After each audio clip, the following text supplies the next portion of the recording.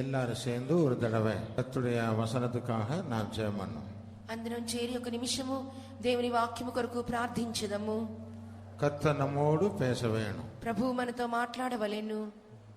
மனுஷன் பேசுவது அல்ல, మనుషుడు మాట్లాడునది కాదు, தேவன் பேச வேணும். దేవుడే మాట్లాడవలెను. அதுக்காக ஜெபம். దాని కొరకే మనం చేరి ప్రార్థించుదాము.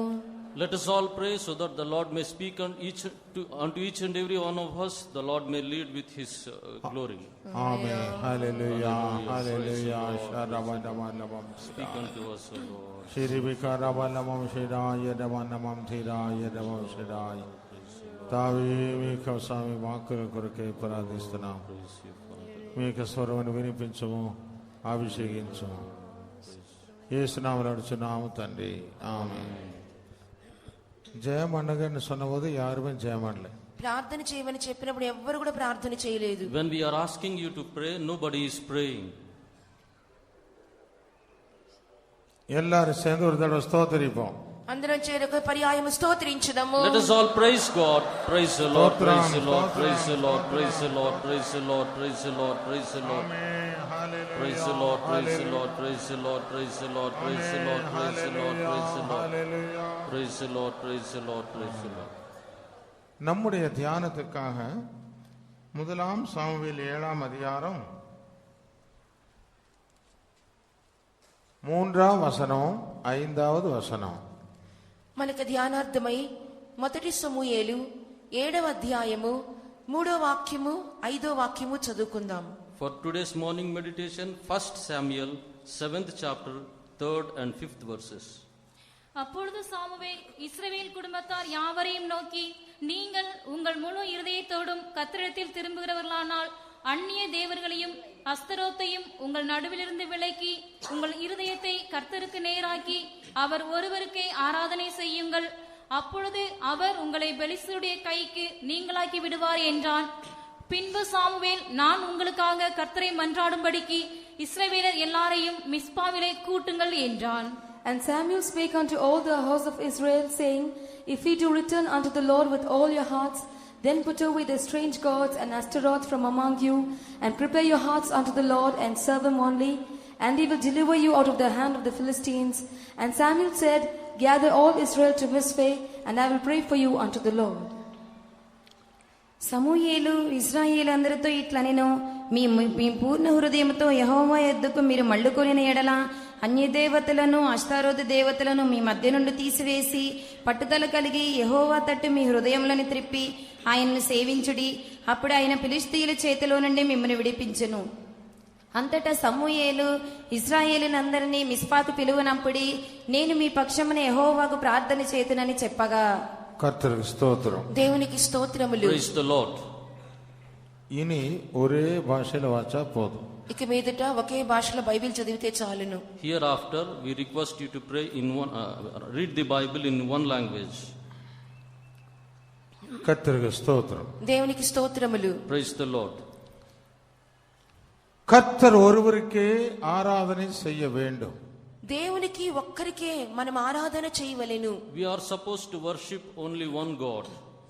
எல்லா அந்நிய தேவதைகளையும் விலக்கிவிட்டு கர்த்தருக்கு மாத்திரம் ஆராதனை செய்ய வேணும். అన్య దేవతలందరినీ తొలగించుకొని దేవునికి మాత్రమే ఆరాధన చేయవలెను. Leaving aside all the strange gods, we are supposed to worship only the God. ஆராதனை செய்ய வேண்டும் என்று கண்டால் ஜனங்கள் எல்லாரும் சேர்ந்து மிஸ்பாவுக்கு வர வேண்டும்.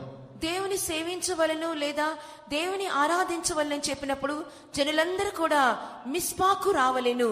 If you want to worship God or if you want to serve God, you are supposed to come to the place of Mizpeh. கர்த்தர் ஒருவருக்கே நாம் ஆராதனை செய்ய வேண்டும்.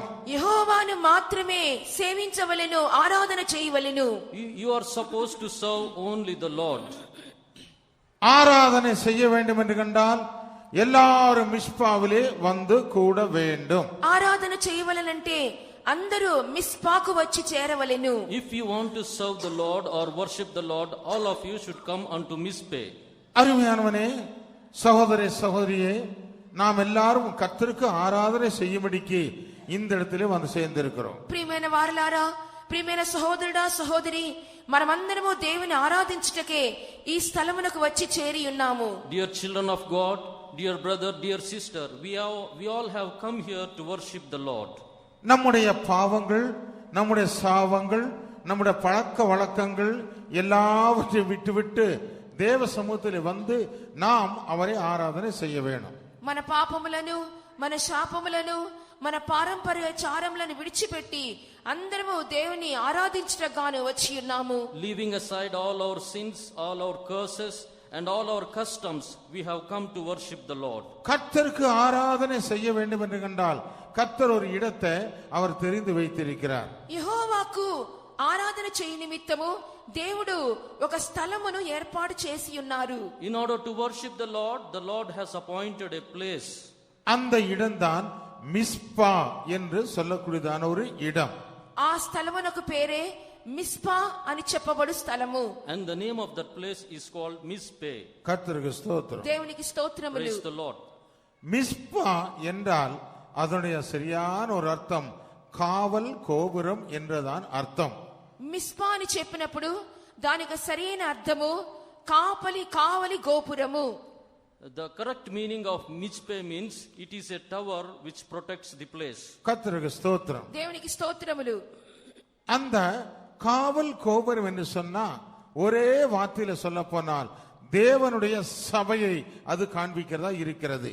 కావలి గోపురము అని చెప్పినప్పుడు దాని క్లుప్తంగా చెప్పవాలంటే దేవుని సంఘమునకు సాదృశ్యముగా ఉన్నది. This protecting tower typifies the church of God. அருமையானவனே, இந்த தேவனுடைய சபை தேவனுடைய சன்னிதானம் என்று சொல்லப்படுகிறது. அது மிஸ்பாவுக்கு ஒரு நிழலாட்டம். దేవుని యొక్క సంఘము లేనట్లయితే దేవుని యొక్క సన్నిధానం అని చెప్పినప్పుడు అది మిస్పాకు సాదృశ్యముగా ఉన్నది. The church of God or the presence of God typifies the place called Mizpeh. எல்லா ஜனங்களும் மிஸ்பாவிலே வந்து கூட வேண்டும். జనులందరూ కూడా మిస్పాకు వచ్చి చేరవలెను. All the people should gather together in Mizpeh. இந்த கன்வென்ஷன்ல நம்ம எல்லாரும் இந்த இடத்துல வந்து கூடி இருக்கிறோம். ఈ కన్వెన్షన్ కూడా మనమందరము చేరి సమకూడి ఉన్నాము. Even in this convention also we all have gathered together. பல தேசங்களில் இருந்தும் பல இடங்களில் இருந்தும் பல ஊர்களில் இருந்தும் பட்டணங்களில் இருந்தும் இங்க வந்து கூடி இருக்கிறோம். పలు దేశములలో నుండి, పలు ఊర్లలో నుండి, పలు ప్రాంతములలో నుండి మనమందరం ఇక్కడ చేరి కూడి ఉన్నాము. We all have gathered together here from different places, different districts and different villages. இது ஒரு மிஸ்பாவுக்கு ஒரு நிழலாட்டம் தான். ఈ స్థలం అనేది ఒక మిస్పాకు సాదృశ్యముగా ఉన్నది. This place is like a shadow of Mizpeh. கர்த்தருக்கு ஸ்தோத்திரம். దేవునికి స్తోత్రములు. Praise the Lord. அப்படியானால் அந்த மிஸ்பாவிலே இருக்கிறதான காரியம் என்ன? అట్లయితే ఆ మిస్పాలో ఉంటున్నటువంటి కార్యములు ఏమై ఉన్నవి? If it is so, what are the things we can see in this place Mizpeh? எல்லாரும் கவனமாய் கேட்க வேணும். అందరూ కూడా శ్రద్ధగా ఇక్కడే ఆలకించు ఉండాలి. All of you should diligently hear here. இனி யாரும் எங்களுக்காக ஜெபம் பண்ண வேண்டாம். ఎవరు ఇప్పుడు మా కోసం ప్రార్థన చేయవద్దండి. I request none of you to pray for us. யாரும் எங்களுக்காக கண்ணை மூட வேண்டாம். ఎవరు ఇప్పుడు మా కొరకు కళ్ళు మూసుకోవద్దు. I request none of you to close your eyes. கண்ணை மூட வேண்டியத நேரம் முடிஞ்சது, ஜெபம் பண்ண வேண்டியதான நேரம் முடிஞ்சாச்சு. కళ్ళు మూసుకోవలసిన సమయం అయిపోయింది, ప్రార్థన చేయవలసిన సమయం అయిపోయింది. The time for you to pray and the time for you to close your eyes is finished. தேவனுடைய வசனம் முடிவரையும் யாரு கண்களை மூடாம దేవుని వసనத்தையே நீங்க கேட்க வேணும். దేవునికి వాక్యమును మేము చెప్పేంత వరకు, ముగించేంత వరకు కూడా ఎవ్వరు దయచేసి కళ్ళు మూయకుండా దేవుని వాక్యమును శ్రద్ధగా ఆలకించండి. Till we complete our message, I request none of you to close your eyes and I request you to hearken to the word of God diligently. கர்த்தருக்கு ஆராதனை செய்யும்படிக்கு மிஸ்பாவிலே நாம் வந்திருக்கிறோம். దేవునికి ఆరాధన చేయ నిమిత్తము మన మిస్పాకు వచ్చి ఉన్నాము. In order to worship the Lord, we have come to Mizpeh. அருமையானவனே, இந்த மிஸ்பா என்றால் அதிலே இருக்கிறதான விசேஷம் என்ன? ప్రియమైన వారలారా, మిస్పా అని చెప్పినప్పుడు దానిలో ఉన్నటువంటి విశేషతలు ఏమై ఉన్నవి? Dear children of God, when we say Mizpeh, what is the speciality of this place? தேவனுடைய சபையிலே தேவ சன்னிதானத்தில் இருக்கிறதான விசேஷம் என்ன? అనగా దేవుని సంఘములో దేవుని సన్నిధానములో కనబడుచున్న విశేషతలు ఏమై ఉన్నవి? That means what is the speciality that we can see in the presence of God or in the church of God? நாம் ஏன் தேவ சபைக்கு நான் வர வேணும்? మనమందరం ఎందుకు దేవుని సన్నిధానముకు రావలెను? Why we should come to the presence of God? Samuel சொல்கிறார், எல்லாரும் நாம் ஆராதனை செய்ய வேண்டும், நாம் எல்லாரும் மிஸ்பாவுக்கு வர வேண்டும். సమూయేలు చెప్పుచున్నాడు, మనమందరము దేవునికి ఆరాధన చేయవలెను, మనమందరము మిస్పాకు వెళ్ళుదము రండి అని చెప్పుచున్నాడు. Samuel says we all should worship our God and let us all go to the place of Mizpeh to worship our God. கர்த்தருக்கு ஸ்தோத்திரம். దేవునికి స్తోత్రములు. Praise the Lord. அந்த மிஸ்பாவிலே வாசிக்கும் போது வேதத்தை நாம் திறந்து பார்த்தா 6 காரியங்கள், நல்ல காரியங்கள் விவரிக்கப்பட்டு உள்ளது. దేవుని గ్రంథమును తెరిచి చూచినప్పుడు, మిస్పాను గురించి చదువుకున్నప్పుడు ఒక మంచి 6 కార్యములు మిస్పా గురించి వ్రాయబడి ఉన్నవి. When we read in the word of God about Mizpeh, 6 good things were written. கர்த்தருக்கு ஸ்தோத்திரம். దేవునికి స్తోత్రములు. Praise the Lord. தேவ சந்நிதிக்கு நாம் வரும்போது இந்த 6 காரியங்களை நாம் செய்ய வேண்டும். நம்முடைய ஜீவிதத்திலே 6 காரியங்களை நாம் நிறைவேற்றிக் கொள்ள வேண்டும். దేవునికి సన్నిధికి వచ్చిన తర్వాత ఈ 6 కార్యములను మనం చేయవలెను. ఈ 6 కార్యములు మన జీవితంలో నెరవేర్చబడవలెను. After coming to the presence of God, we are supposed to fulfill these 6 things. கர்த்தருக்கு ஸ்தோத்திரம். దేవునికి స్తోత్రములు. Praise the Lord. முதலாவது மிஸ்பாவிலே இருக்கிற காரியம் என்ன? మొట్టమొదటిగా మిస్పాలో కనబడుచున్న కార్యమేమి? First of all, what are the things we can see in this place Mizpeh? அருமையானவனே, மிஸ்பாவிலே இருக்கிற முதலாவது காரியம்தான் உடன்படிக்கை அங்கே இருக்கிறது. ప్రియమైన వారలారా, మిస్పాలో కనబడుచున్నటువంటి మొదటి కార్యము నిబంధన అక్కడ కనబడుచున్నది. Dear children of God, first of all we can see the covenant in the presence of God. கர்த்தருக்கு ஸ்தோத்திரம். దేవునికి స్తోత్రములు. Praise the Lord. ஆதியாகமம் 31ஆம் அதிகாரம் 50ஆம் வசனத்தை வாசிட்டு அதுக்கு பிற்பாடு 44ஆம் வசனத்தை வாசித்தால் நமக்கு அதை புரிந்து கொள்ளலாம். ఆది కాండము 31వ అధ్యాయము 50వ వాక్యం చదువుకున్న తర్వాత 44వ వాక్యం చదువుకున్నట్లయితే మనకు అర్థమవును. Genesis 33:50 and 31. 44. 31:50. 31:50. சீக்கிரம் தெலுங்குல மாத்திரம். நம்முடனே ஒருவரும் இல்லை, பார், தேவனே எனக்கும் உனக்கும் சாட்சி என்று சொன்னபடியால் அது மிஸ்பா என்னும் பெயர் பெற்றது.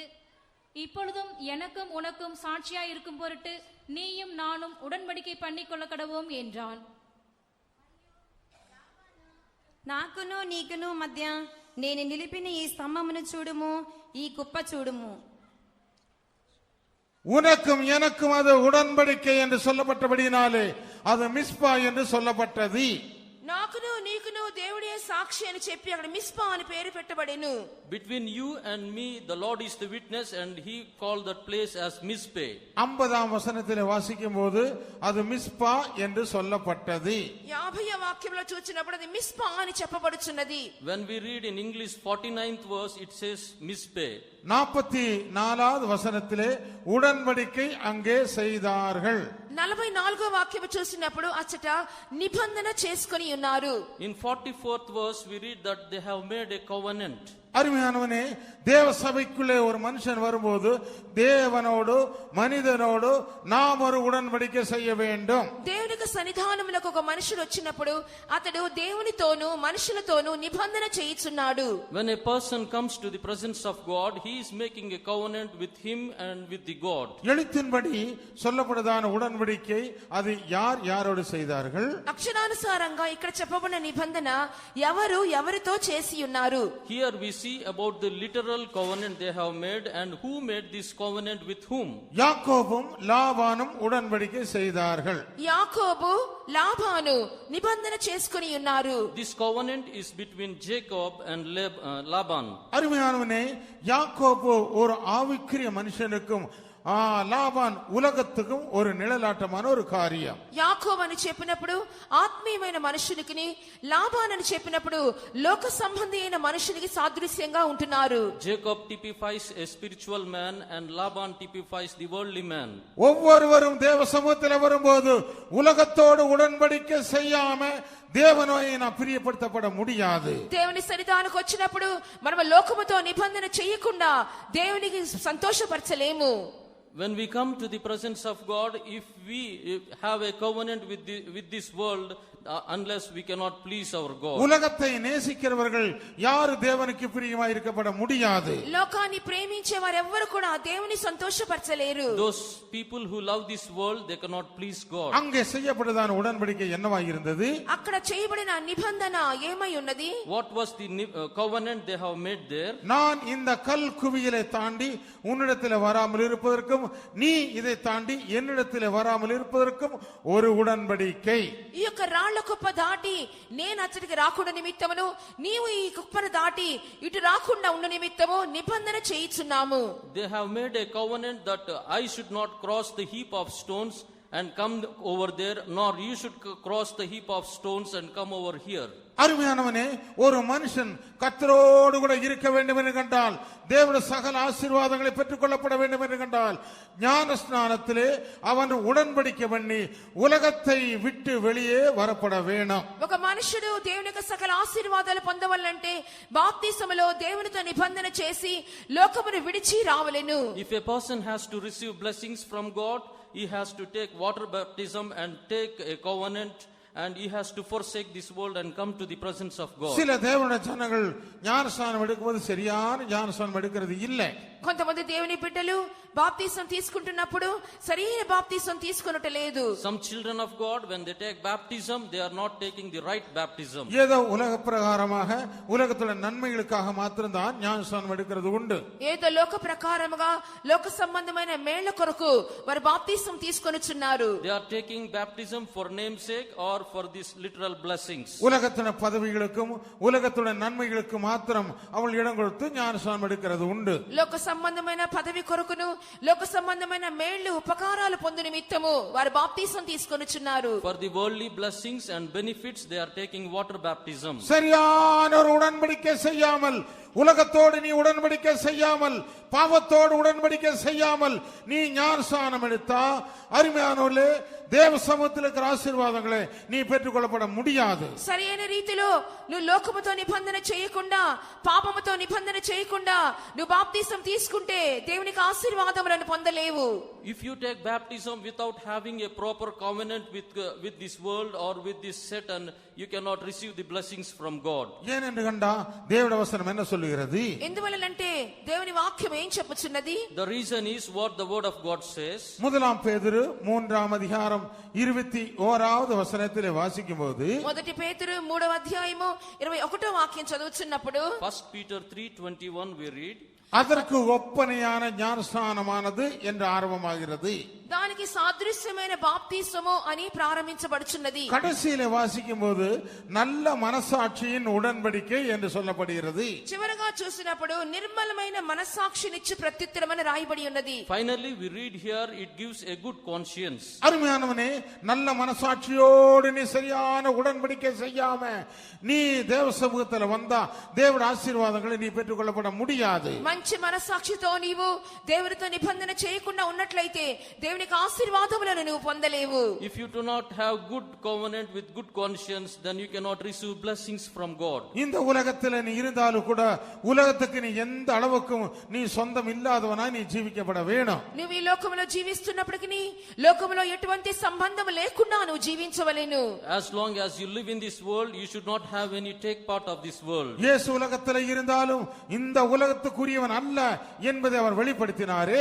యేసు ప్రభు ఈ లోకములో జీవించినప్పటికీ నేను ఈ లోక సంబంధిని కాను అని చెప్పి జీవించి ఉన్నారు. As Jesus was living this world, he said, I do not belong to this world. நான் உலகத்தார் அல்லாதது போல நீங்களும் உலகத்தார் அல்ல என்று அவர் வெளிப்படுத்தினாரே. నేను లోక సంబంధిని కానట్టు మీరును లోక సంబంధులు కారు అని బయలుపరిచి ఉన్నారు. Jesus said, as I do not belong to this world, you also do not belong to this ஒவ்வொரு world. மனிதனும் இந்த உலகத்தில் இருக்கும்போது சரியான ஒரு உடன்படிக்கை செய்யப்பட்டவனாய் இருக்க வேண்டும். ప్రతి మనుషుడు ఈ లోకములో ఉంటున్నప్పుడు సరి అయినటువంటి నిబంధన నిబంధన చేయువారుగా ఉండవలెను. Every man should have a right covenant in the presence of God. Misba என்று சொல்லக்கூடியதான தேவ சந்நிதிக்கு நீ வரும் முன்பு சரியான உடன்படிக்கையோடு நீ வர வேணும். మిస్పా అనే దేవుని సన్నిధానానికి వచ్చుటకు ముందుగా సరైన నిబంధనతో నీవు రావలెను. As you come to the presence of God, Mizpeh, you have to come with a right covenant. உலகத்தை நீ நேசிக்கிற ஒரு ஆளா இருந்தால் தேவனுக்கு நீ பிரியமா இருக்கப்பட முடியாது. లోకాన్ని ప్రేమించే వ్యక్తిగా నువ్వు ఉన్నట్లయితే దేవునికి నీ సంతోషపరచలేవు. If you are a person loving this world, you cannot please God. தேவனுடைய வசனம் என்ன சொல்லுகிறது? దేవుని వాక్యం ఏం చెప్పుచున్నది? What the word of God says. யாக்கோபு 4ஆம் அதிகாரம் 4ஆம் வசனத்திலே வாசிக்கும் போது యాకోబు 4వ అధ్యాయము 4వ వాక్యం చదువుచున్నప్పుడు James 4:4 we read. விபசாரிகளே உலக ஸ்நேக தேவனுக்கு விரோதமான பகை என்று அறியாமல் இருக்கிறீர்களா? వ్యభిచారిణులారా ఈ లోక స్నేహము దేవునితో వైరమని మీరు ఎరుగరా? Ye adulterers, know ye not that the friendship of the world is enmity with God? அருமையானவர்களே, இந்த உலகத்தை நீங்கள் நேசிக்கிறவர்களா இருந்தால் தேவனை நீங்கள் பிரியப்படுத்தப்பட முடியாது. ప్రియమైన వారలారా, మీరు ఈ లోకంతో స్నేహము ఉన్నట్లయితే దేవుని ఎంత మాత్రమో మీరు సంతోషపరచలేరు. Dear children of God, if you have the friendship with this world, you cannot please God. ஒருவன் தேவனை சந்தோஷப்படுத்த வேண்டும் என்று கண்டால், தேவனை பிரியப்படுத்த வேண்டும் என்று கண்டால், சரியான உடன்படிக்கையோடு கர்த்தருடைய சமூகம் இல்லாவிட்டால் அந்த மிஸ்பாவுக்கு அவன் வர வேண்டும். ఒకడు దేవుని సంతోషపరచవలనంటే, దేవుని ప్రియపరచవలనంటే ఈ యొక్క నిబంధన చేసి మిస్పా అనే దేవుని సన్నిధిలో కనబడవలెను. If one has to please God, he has to have a covenant with this place called Mizpeh, and he has to come to this place. சரியான உடன்படிக்கை ஞான ஸ்நானத்திலே யார் செய்கிறார்களோ அவர்கள் மாத்திரம்தான் கர்த்தரை பிரியப்படுத்தப்பட முடியும். ఒక సరైన నిబంధనను ఎవరైతే బాప్తిసములో చేయుచున్నారో వారు మాత్రమే దేవుని సంతోషపరచగలరు.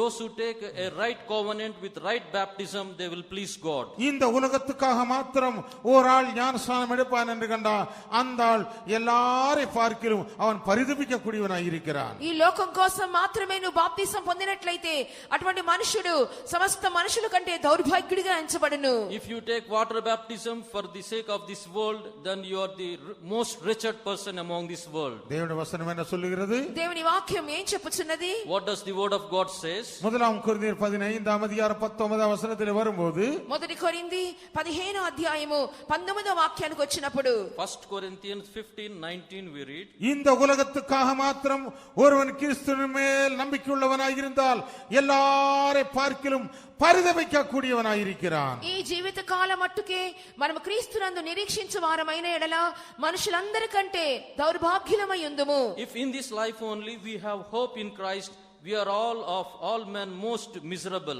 அருமையானவனே, இந்த உலகத்துக்காக மாத்திரம் நான் கிறிஸ்துவின் மேல் நம்பிக்கை வைத்து ஞானஸ்நானம் எடுத்தால் அது சரியான உடன்படிக்கை அல்ல. మనం ఈ లోకం కొరకు మాత్రమే జీవించి ఈ లోకం కొరకు మాత్రమే క్రీస్తుని నిరీక్షించి బాప్తిసం తీసుకున్నట్లయితే అది సరైనటువంటి నిబంధన కాదు. If you are having a desire for this world and for the things of this world, and if you take baptism, that is not the right baptism. சிலர் கல்யாணத்துக்காக ஞானஸ்நானம் எடுக்கிறவங்க உண்டு. కొంతమంది వివాహాల కోసం బాప్తిసాలు తీసుకుంటారు. Some people take water baptism for food. சிலர் பதவிகளுக்காக ஞானஸ்நானம் எடுக்கிறவர்கள் உண்டு. కొంతమంది పదవుల కొరకు బాప్తిసం తీసుకుంటుంటారు. Some people take water baptism for the seats. சிலர் காலேஜில் சீட்டு கிடைக்க வேண்டும் என்று ஞானஸ்நானம் எடுக்கிறவர்கள் உண்டு. కొంతమంది కళాశాలలో సీట్లు దొరకాలని బాప్తిసాలు తీసుకుంటారు. Some people take water baptism to get seats in the colleges. சில சபையில ஒரு அங்கத்தினராய் இருக்க வேண்டும் என்பதற்காக ஞானஸ்நானம் எடுக்கிறவர்கள் உண்டு. మరి కొంతమంది అయితే సంఘములో సభ్యులుగా మారాలి అని చెప్పి బాప్తిసం తీసుకుంటారు. Some people will take water baptism to be turned as a member in the church. அப்படிப்பட்டவர்கள் அருமையானவர்களே, தேவனை பிரியப்படுத்த முடியாது. అటువంటి వారు ఎంత మాత్రమో దేవుని ప్రియపరచలేరు. Such people can never please God. அவர்கள் கர்த்தருக்கு ஆராதனை செய்ய முடியாது. అటువంటి వారు దేవునికి ఆరాధన చేయలేరు. Such people can never worship God. Samuel என்ன சொல்லுகிறார்? సమూయేలు ఏం చెప్పుచున్నాడు? What Samuel said. உங்கள் எல்லா அந்நிய தேவதைகளை விட்டுவிட்டு வெளியே வாருங்க. మీ యొక్క అన్య దేవతలను విడిచిపెట్టి బయటికి రండి. Put away all the strange gods and come out. உங்களுடைய பழக்க வழக்கங்கள் எல்லாம் விட்டு விட்டு வெளியே வாருங்க. మీ యొక్క పారంపర్యాచారాలు అలవాట్లు విడిచిపెట్టి బయటికి రండి. Leave all your customs and habits and come out. நாம் கர்த்தருக்கு ஆராதனை செய்ய வேண்டும். మనము దేవునికి ఆరాధన చేయదము. We all shall worship our God. மிஸ்பாவிலே நாம் சபை கூட வேண்டும். మిస్పాలో సంఘముగా కూడవలెను. Let us all gather together as church, as Mizpeh. அருமையானவர்களே, அந்த மிஸ்பா தான் தேவனோடு செய்ததான முதலாவது ஒரு உடன்படிக்கையினுடைய இடம். ప్రియమైన వారలారా, ఆ మిస్పా అని చెప్పినప్పుడు మొట్టమొదటిగా దేవునితో నిబంధన చేసే స్థలము. Dear children of God, first of all, this Mizpeh typifies that we are having covenant with our church. யார் சரியான உடன்படிக்கையோடு கர்த்தரை சேருகிறார்களோ, கர்த்தர் சமீபத்தில் வருகிறார்களோ, அவர்கள் சகல நன்மைகளையும் அனுபவிப்பார்கள். ఎవరైతే సరైనటువంటి నిబంధనతో దేవుని సన్నిధికి వచ్చుచున్నారో అటువంటి వారే దేవునికి సమస్తమైన మేళ్లను పొందుచున్నారు. All those who come to the presence of God with right covenant, those people will receive blessings in the presence of God. கர்த்தருக்கு ஸ்தோத்திரம். దేవునికి స్తోత్రములు. Praise the Lord. பலவிதமான உடன்படிக்கைகளை வேதத்திலே நாம் வாசிக்கலாம். పలు రకాలైన నిబంధనల గురించి దేవునికి వాక్యములో చదువుచున్నాం. We read about various kinds of covenant in the Bible. முதலாவது யோபு 31ஆம் அதிகாரம் முதலாம் வசனத்திலே வாசிக்கும்போது, మొట్టమొదటిగా యోబు గ్రంథము 31వ అధ్యాయము మొదటి వాక్యం చదువుచున్నప్పుడు, First of all, Job chapter 31 verse 1 we read, கண்களோடு உடன்படிக்கை என்று சொல்லதான ஒரு காரியம் உண்டு. కన్నులతో నిబంధన అనే కార్యము రాయబడి ఉన్నది. it is written about making a covenant with eyes. கர்த்தருக்கு ஸ்தோத்திரம். దేవునికి స్తోత్రములు. Praise the Lord. இந்த கண்களோடு உடன்படிக்கை என்று சொன்னா அது என்னத்தை காண்பிக்கிறது? కన్నులతో నిబంధన అని చెప్పినప్పుడు దేన్ని చూపించున్నది? Making a covenant with eyes, what does it show? கண்களோடு உடன்படிக்கை செய்யாத எந்த மனிதனா இருந்தாலும் அருமையானவனே, தேவனுக்கு பிறந்தவன் அல்ல, தேவனை பிரியப்படுத்த முடியாது. కన్నులతో ఎవరైతే నిబంధన చేయకుండా ఉంటారో వారు దేవుని ద్వారా జన్మించబడిన వారు కారు, దేవుని సంతోషపరచలేరు. Those who cannot have covenant with their eyes, they cannot please God, and they were not born of God. ஏனென்று கண்டா முதலாம் யோவான் 2ஆம் அதிகாரம் 15 அவசரத்தில் வாசிக்கும் போது, మొదటి యోహాను పత్రిక 2వ అధ్యాయము 15వ వాక్యం చదువుచున్నప్పుడు, First John chapter 2 verse 15 we read, இந்த உலகத்திலும் உலகத்திலே உள்ளவைகளிலும் அன்பு கூற வேண்டாம். ఈ లోకమునైనను లోకములో ఉన్న వాటినైనను ప్రేమింపకుడి. love not the world nor the things of this world. கண்களின் இச்சை என்கிறதான ஒரு காரியம் அங்கே காணப்படுகிறது. నేత్రాశ అనే కార్యం అక్కడ రాయబడి ఉన్నది. It is written about the lust of the eye. கர்த்தருக்கு ஸ்தோத்திரம். దేవునికి స్తోత్రములు. Praise the Lord. இந்த கண்களின் இச்சை என்று சொல்கிறது தேவனாலே உருவாக்கப்பட்டவை அல்ல. ఈ నేత్రాశ అని చెప్పినప్పుడు అది దేవుని వల్ల కలిగినది కాదు. This lust of the eye has not come from God. அது உலகத்திலே உண்டானவைகள் என்று சொல்லப்பட்டது. ఇవన్నీ కూడా లోక సంబంధమైనవి అని చదువుచున్నాము. We read all these things belongs to this world. கண்களோட நீ உடன்படிக்கை பண்ணாம இந்த உலகத்திலே இருக்கும் காலம் வரைக்கும் நீ கர்த்தரை பார்க்கப்பட முடியாது.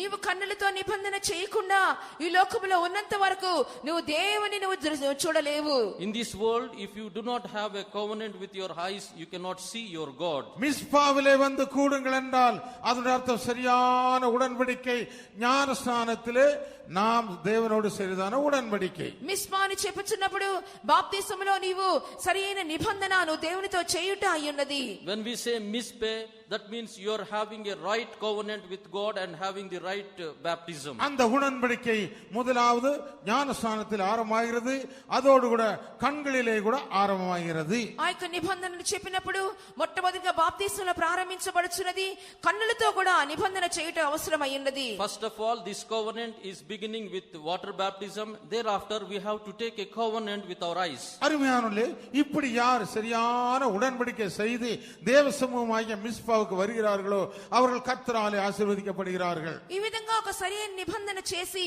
ఎవరైతే దేవుని సన్నిధానం అనే మిస్పాకు వచ్చుచున్నారో అప్పుడు దేవుడు వాళ్ళ ఆశీర్వాదాలు పొందుకొనుచున్నారు. In this way, those who have a right baptism, right covenant in the presence of God, they are receiving the blessings from God. தேவனுடைய வசனம் என்ன சொல்லுகிறது? దేవుని వాక్యం ఏం చెప్పుచున్నది? What does the word of God says? 25வது சங்கீதம் 10ஆம் வசனத்திலே வாசிக்கும்போது என்னத்தை வாசிக்கிறோம்? 25వ కీర్తన 10వ వాక్యం చదువుచున్నప్పుడు ఏమని వ్రాయబడి ఉన్నది? Psalms chapter 25 verse 10 we read. வாசிப்போம். ఆయన చేసిన నిబంధనను ఆయన నియమించిన శాసనములను గైకొని వారి విషయంలో యెహోవా త్రోవలన్నీయు కృపా సత్యమయములై ఉన్నవి.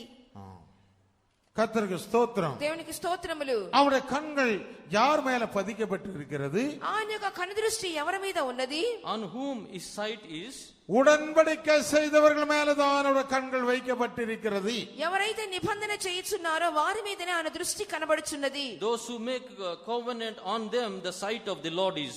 உன்னுடைய ஜீவித்தின் மேல தேவனுடைய கண்கள் பதிக்கப்பட வேண்டும் என்று கண்டா அருமையானவர்களே, ஒவ்வொரு நாளும் நீ தேவ சமூகத்தில் வந்து உடன்படிக்கை செய்யப்பட வேணும். నీ యొక్క జీవితం మీద దేవుని యొక్క దృష్టి ఉండవలనంటే ప్రతి దినము నువ్వు దేవుని సన్నిధికి వచ్చి నువ్వు నిబంధన చేయవలెను. If you want always the sight of the Lord to be upon you, every day you have to come to the presence of God and make a covenant. 103வது சங்கீதம் 18ஆம் வசனத்தில் வாசிக்கும் போது 103వ కీర్తన 18వ వాక్యానికి వచ్చినప్పుడు 103 Psalms 18th verse we read. ఆయన కృప యుగయుగములు నిలుచును, ఆయన నీతి వారికి పిల్ల పిల్ల తరమున నిలుచును. 17 ఆయన నిబంధనను గైకొనుచు ఆయన కట్టడలను అనుసరించి నడుచుకొని వారి మీద, యెహోవా యందు భయభక్తులు గలవారి మీద ఆయన కృప యుగయుగములు నిలుచును, ఆయన నీతి వారికి పిల్ల పిల్ల తరమున నిలుచును. உடன்படிக்கை யார் யார் செய்திருக்கிறார்களோ அவர்கள் மேல தேவனுடைய கிருபையானது யுகாயுகமாய் இருக்கும் என்று சொல்லப்பட்டது. ఎవరైతే ఆయన నిబంధన గైకొనుచున్నారో వారి మీద ఆయన కృప యుగ యుగములు నిలుచును, ఆయన నీతి వారి పిల్ల పిల్ల తరమున నిలుచును. To such as that keep his covenant, the mercy of the Lord is from everlasting to everlasting. கர்த்தருக்கு ஸ்தோத்திரம். దేవునికి స్తోత్రములు. Praise the Lord. இப்படி யார் உடன்படிக்கை செய்கிறார்களோ அவர்கள் தேவனோடு கூட இருக்கிறவர்களாய் காணப்படுகிறார்கள். ఈ విధంగా ఎవరైతే నిబంధన చేయుచున్నారో వారు దేవునితో కూడా ఉంటున్న వారుగా కనబడుచున్నారు. Like this, those who make a covenant with God, they are the people who are abiding with God. அதனால் தான் சாமுவேல் சொல்கிறார், நாம் எல்லாரும் கர்த்தரை ஆராதிக்க வேண்டும், மிஸ்பாவுக்கு நாம் வர வேண்டும். అందువల్ల సమూయేలు చెప్పుచున్నాడు, మనమందరము దేవుని ఆరాధించవలెను, మనమందరము మిస్పాకు వెళదామని చెప్తున్నారు. That is the reason Samuel says, we all have to worship our God and let us all go to Mizpeh. கர்த்தருக்கு ஸ்தோத்திரம். దేవునికి స్తోత్రములు. Praise the Lord. அருமையானவர்களே, இந்த உடன்படிக்கை என்று சொல்றது ஒரு நாள் 2 நாள் செய்யற காரியம் அல்ல. ప్రియులారా, ఈ నిబంధన అని చెప్పినప్పుడు ఏదో ఒక దినం కొరకు 2 దినముల కొరకు అయినది కాదు. Dear children of God, this making of covenant is not an exercise of 1 or 2 days. ஏதோ நாம் ஞானஸ்நானம் எடுக்கும்போது நாம் செய்யற ஒரு காரியம் அல்ல. ఏదో మన బాప్తిసం తీసుకున్నప్పుడు చేయుచున్న కార్యము కాదు. Or it is not the thing what we do during the water baptism. தேவனுடைய வசனம் என்ன சொல்லுகிறது? దేవుని వాక్యం ఏం చెప్పుచున్నది? What the word of God says? அது நித்திய உடன்படிக்கையாய் இருக்க வேண்டும் என்று சொல்லப்படுகிறது. అది నిత్యమైన నిబంధన అని చెప్పబడుచు ఉన్నది. This covenant is forever. எரேமியா 50ஆம் அதிகாரம் 5ஆம் வசனத்தில் வாசிக்கும்போது ఇర్మియా గ్రంథము 50వ అధ్యాయము 5వ వాక్యం చదువుచున్నప్పుడు Book of Jeremiah chapter 50 verse 5 we read. என்றைக்கு மறக்கப்படாத நித்திய உடன்படிக்கையினாலே கர்த்தரை சார்ந்து கொள்ளுவது, ఎన్నటికీ మరువబడని నిత్య నిబంధన మనం దేవునితో చేసుకునవలెనని వ్రాయబడి ఉన్నది. It is written, we have to make a covenant with God which is not forgettable and it is forever and ever. என்றைக்கு மறக்கப்படாத ஒரு உடன்படிக்கை, ఎన్నటికీ మరువబడని నిత్య నిబంధన. It is a covenant that shall not be forgotten. தேவ ஜனமே, நீ தேவ சமூகத்திலே இந்த கன்வென்ஷன்ல வந்து சரியான ஒரு உடன்படிக்கையோடு நீ திரும்பி செல்லப்பட வேணும். దేవుని జనులారా, మీరు కన్వెన్షన్ కు వచ్చి దేవునికి సన్నిధానములో సరి అయిన నిబంధన చేసుకొని వెళ్ళవలెను. People of God, when you come to the presence of God, you have to make a right covenant in the presence of God. ஏதோ வருஷத்துக்கு ஒரு தடவை இங்க ஒரு பண்டிகை போல வந்து ஆசரிச்சிட்டு நீ 3 நாளா இருந்துட்டு போறதுனால நீ கர்த்தர் வரைக்கும் போக முடியாது. ఏదో సంవత్సరానికి వచ్చే ఒక కన్వెన్షన్ కాబట్టి పండగలాగా వచ్చి 3 రోజులు ఇక్కడే ఉండి నువ్వు తిరిగి వెళ్ళిపోవటం దేవునికి చిత్తము కాదు. Never think that we have come to the convention, it is once in a year and we'll celebrate the festival. It is not so. அப்படி இருக்குந்தா நீ கர்த்தர் வரைக்கும் போக முடியாது. ఆ విధంగా ఉన్నట్లయితే నువ్వు ప్రభురాకడకు వెళ్ళలేవు. If it is so, you cannot enter into the kingdom of எல்லா God. ஜனங்களும் கர்த்தரை ஆராதிக்க வேண்டும். జనులందరూ దేవుని ఆరాధించవలెను. All the people should worship God. எங்கே ஆராதிக்க வேண்டும்? ఎక్కడ ఆరాధించవలెను? Where they have to worship God? மிஸ்பாவிலே ஆராதனை செய்ய வேண்டும். మిస్పాలో ఆరాధన చేయవలెను. They have to worship in Mizpeh. தேவ சமூகத்திலே ஆராதனை செய்ய வேண்டும். దేవునికి సన్నిధానములో సన్నిధానములో ఆరాధన చేయవలెను. The worship should be done in the presence of God. காவல் கோபுரத்திலே ஆராதனை செய்ய வேண்டும். కావలి గోపురమందు నువ్వు ఆరాధన చేయవలెను. You have to worship God near the protecting tower. இந்த இடத்துல வந்து நீ சரியான உடன்படிக்கை செய்யும் போது நீ பாதுகாக்கப்படுகிறாய். ఈ స్థలమునకు వచ్చి నువ్వు సరైన ఆరాధన చేయుచున్నప్పుడు నువ్వు కాపాడబడుచున్నావు. When you come to this place and make a right worship in the presence of God, then you will be preserved. சரியான உடன்படிக்கை செய்யும் போது நீ காக்கப்படுகிறாய். సరైన నిబంధన చేయుచున్నప్పుడు నీవు కాపాడబడుచున్నావు. When you take a right covenant, then you will be protected. கர்த்தருக்கு ஸ்தோத்திரம். దేవునికి స్తోత్రములు. Praise the Lord. சாமுவேல் என்ன சொல்கிறார்? సమూయేలు ఏం చెప్పుచున్నాడు? What does Samuel say? எல்லாரையும் மிஸ்பாவிலே கூட்டுங்கள். జనులందరినీ మిస్పాకు సమకూర్చుడి. Gather all the children in Mizpeh. கர்த்தருக்கு ஒருவருக்கே ஆராதனை செய்ய வேண்டும். దేవునికి ఒక్కరికి మాత్రమే మనం ఆరాధన చేయవలెను. We have to worship only our God. இந்த சபை ஆராதனை எதுக்காக? ఈ సంఘారాధన దేని కొరకు? Why do we worship here? நம்ம எல்லாரும் கர்த்தரோடு ஒரு உடன்படிக்கை செய்ய வேணும். మనమందరము దేవునితో నిబంధన చేయవలెను. We all have to make a covenant with God. அவரோடு கூட நாம் இருக்கப்பட வேண்டும். ఆయనతో కూడా మనం ఉండవలెను. We have to be with him. அவரோடு கூட நாம் மகிமை பெற்றுக்கொள்ளப்பட வேண்டும். ఆయనతో పాటు మన మహిమను పొందవలెను. We have to receive glory along with him. அவரோடு கூட நாம் எடுத்துக்கொள்ளப்பட வேண்டும். ఆయనతో పాటు మనం కొనిపోబడవలెను. We have to be raptured along with him. இதுக்காகத்தான் இந்த மிஸ்பாவாகிய தேவ சமூகத்துக்கு நாம் வந்திருக்கிறோம். అందువలనే ఈ మిస్పా అనే దేవునికి సన్నిధానకు మనం వచ్చి ఉన్నాం. That is the reason we have come to the presence of God, Mizpeh. கர்த்தருக்கு ஸ்தோத்திரம். దేవునికి స్తోత్రములు. Praise the Lord. இரண்டாவதாக రెండవదిగా Secondly, அருமையானவர்களே, மிஸ்பா என்று சொன்னா அதுல இன்னொரு நல்ல ஒரு விசேஷம் கூட உண்டு. ప్రియమైన వారలారా, మిస్పా అని చెప్పినప్పుడు దానిలో మరొక విశేషత కూడా కనబడుచున్నది. dear people of God, when we say Mizpeh, we can see another special thing in it. நீ உடன்படிக்கை செய்து விட்டு போனால் மாத்திரம் போதாது, தேவ சமூகத்திலே இன்னொரு ஆசீர்வாதம் உண்டு. నీవు నిబంధన చేసుకుని వెళ్ళిపోతే సరిపోదు, దేవునికి సన్నిధానములో మరొక ఆశీర్వాదము కూడా ఉన్నది. It is not enough if you make a covenant and go away. There is another blessing in the presence of God. கர்த்தருக்கு ஸ்தோத்திரம். దేవునికి Praise స్తోత్రములు. the Lord.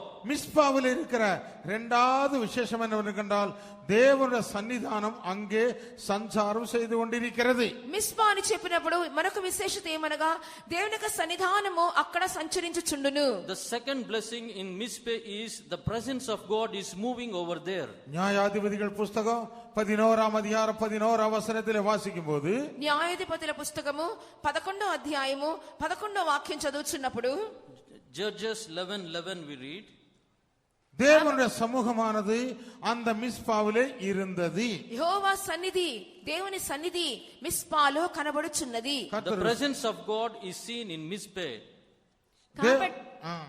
కాబట్టి యెఫ్తా గిలాదు పెద్దలతో కూడా పోయినప్పుడు జనులు తమకు ప్రధానునిగాను అధిపతినిగాను అతని నియమించుకొనిరి. అప్పుడు యెఫ్తా మిస్పాలో యెహోవా సన్నిధిని తన సంగతి అంతయు వినిపించెను. கர்த்தருக்கு ஸ்தோத்திரம். దేవునికి స్తోత్రములు. Praise the Lord. மிஸ்பாவிலே தேவனுடைய சந்நிதி அங்கே இருந்தது. అక్కడ మిస్పాలో యెహోవా సన్నిధిని అని చెప్పి వ్రాయబడి ఉన్నది. It is written in Mizpeh, the presence of God is there. எல்லா ஜனங்களும் கவனமாக கேட்க வேணும். అందరూ బాగా శ్రద్ధగా ఆలకించాలి. All of you hearken diligently. கர்த்தருக்கு ஸ்தோத்திரம். దేవునికి Praise స్తోత్రములు. the Lord. இரண்டாவது அருமையானுள்ளே தேவனுடைய சந்நிதியானது அங்கே காணப்பட்டது. రెండవదిగా ప్రియమైన వారలారా, అక్కడ అనగా మిస్పాలో దేవుని సన్నిధి కనబడెను. Secondly, dear children of God, there that means in Mizpeh, the presence of God is seen. எல்லா ஜனங்களையும் கூட்டுங்கள், நாம் ஆராதனை செய்ய வேண்டும். జనులందరినీ సమకూర్చుడి, మనము దేవునికి ఆరాధన చేయవలెను. Gather all the people together, we are supposed to worship our God. எல்லாரும் மிஸ்பாவிலே வந்து கூடுங்கள். అందరూ మిస్పాకు వచ్చి చేరండి. All should come and gather in Mizpeh. தேவ சந்நிதி அங்கே காணப்படுகிறது. అక్కడ దేవుని సన్నిధానము కనబడుచున్నది. There we can see the presence of God. அருமையானவர்களே, இந்த தேவ சந்நிதிக்கு நாம ஏன் வர வேணும்? ప్రియమైన వారలారా, ఈ దేవుని సన్నిధికి మనం ఎందుకు రావలెను? dear children of God, why we should come to the presence of God? இங்க எத்தனையோ பேர் உட்கார்ந்து இருக்கிறீங்க. ఇక్కడ ఎంతో మంది మీరు కూర్చుని ఉన్నారు. So many people you are sitting here. நூற்றுக்கணக்கான ஜனங்கள் உட்கார்ந்து இருக்கிறீங்க. వందల కొలది జనులు కూర్చుని ఉన్నారు. Hundreds of people are sitting. எதுக்காக தேவ சந்நிதிக்கு வந்திருக்கிறீங்க? మీరు దేని కోసం దేవుని సన్నిధికి వచ్చి ఉన్నారు? Why you all have come to the presence of God? கர்த்தருக்கு ஸ்தோத்திரம். దేవునికి స్తోత్రములు. Praise the Lord. ஏதோ நல்ல மேலதாளங்களை கேட்டு போலன்னு வந்தீங்களா? ఏదో మంచి వేదపట్నం విని వెళ్ళిపోవాలని వచ్చి ఉన్నారా? Have you come here to hear a nice Bible study and go away? கர்த்தருக்கு ஸ்தோத்திரம். దేవునికి స్తోత్రములు. Praise the Lord. ஏதோ ஜனங்க கூட்டத்தை பார்த்துட்டு போலன்னு வந்தீங்களா? ఏదో గొప్ప జనసమూహం వచ్చి ఉన్నారు, వీరందరినీ చూసి వెళ్ళిపోదామని వచ్చి ఉన్నారా? Or have you come here because so many people have gathered, let me also go and see? அவர்கள் இவர்கள் எல்லாம் வந்திருக்கிறாங்க, நம்ம போலாம் என்று வந்திருக்கிறீங்களா? వాళ్ళు వీళ్ళు వచ్చి ఉన్నారు, మనం కూడా పోదామని చెప్పి వచ్చి ఉన్నారా? Or he came and those people have come, so let us also go there. ஏதோ காலக்ஷேபம் செய்துட்டு போலன்னு வந்தீங்களா? ఏదో కాలక్షేపం చేసి వెళ్ళిపోదామని వచ్చి ఉన్నారా? Or have you come here to time pass? கர்த்தருக்கு ஸ்தோத்திரம். దేవునికి స్తోత్రములు. Praise the Lord. இல்லவே இல்ல. కానే కాదు. Not at all so. தேவ சந்நிதிக்கு நாம் ஏன் வர வேண்டும்? దేవుని సన్నిధికి మనం ఎందుకు రావలేను? Why we should come to the presence of God? Samuel என்ன சொல்லுகிறான்? సమూయేలు ఏం చెప్పుచున్నాడు? What does Samuel say? நாம் எல்லாரும் மிஸ்பாவிலே வந்து கூட வேண்டும். మనమందరము మిస్పాకు వెళ్లి చేరవలెను. We all should go and gather in Mizpeh. மிஸ்பாவிலே முதலாவது ஒரு உடன்படிக்கை உண்டு. మిస్పాలో మొట్టమొదటిగా ఒక నిబంధన ఉన్నది. There is a covenant first of all in Mizpeh. இரண்டாவது தேவ சந்நிதி அங்கே உண்டு. రెండవదిగా దేవుని యొక్క సన్నిధానము ఉన్నది. Secondly, the presence of God is seen. தேவ சந்நிதியில் இருக்கிறதான விசேஷம் என்ன? దేవుని యొక్క సన్నిధానములో ఉంటున్న విశేషతలేమి? What is the blessings in the presence of எல்லாரும் God? தெரிந்து கொள்ளுங்க. అందరూ బాగా అర్థం చేసుకోవాలి. All of you try to understand very well. நாம் எதுக்காக தேவ சந்நிதிக்கு வர வேணும்? మనం ఎందుకు దేవుని యొక్క సన్నిధానముకు రావలెను? Why have we come to the presence of God? எதுக்காக இந்த கன்வென்ஷன் வர வேண்டும்? ఎందుకొరకు ఈ కన్వెన్షన్ కే మనం రావలెను? Why did we come for this convention? எதுக்காக நீங்க சபை ஆராதனைக்கு செல்ல வேணும்? ఎందుకొరకు మీరు సంఘారాధన చేయుచున్నాము? Why do you worship as a church? தேவ சந்நிதியிலே நல்ல விசேஷங்கள் ரெண்டு காரியங்கள் உண்டு. దేవుని యొక్క సన్నిధానములో మంచి విశేషతలు రెండు కనబడుచున్నవి. Two great blessings are seen in the presence of God. கர்த்தருக்கு ஸ்தோத்திரம். దేవునికి స్తోత్రములు. Praise the Lord. முதலாவது தேவ சன்னிதானத்திலே சம்பூர்ணமான சந்தோஷம் இருக்கிறது. మొట్టమొదటిగా దేవుని యొక్క సన్నిధానములో సంపూర్ణ సంతోషము కలదు. First of all, there is fullness of joy in the presence of God. 16வது சங்கீதம் 11வது வசனத்தை பாருங்க.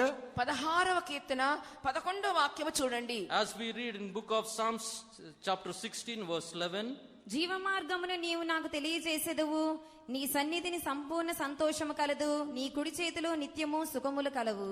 கர்த்தருக்கு ஸ்தோத்திரம். దేవునికి స్తోత్రములు. praise the Lord. தேவ சந்நிதியிலே சம்பூர்ணமான சந்தோஷம் உண்டு. దేవుని యొక్క సన్నిధానములో సంపూర్ణమైన సంతోషము కలదు. In the presence of God there is fullness of joy. உலகத்திலே இருக்கிற சந்தோஷம் சம்பூர்ணம் என்று சொல்லப்படுகிறது இல்ல.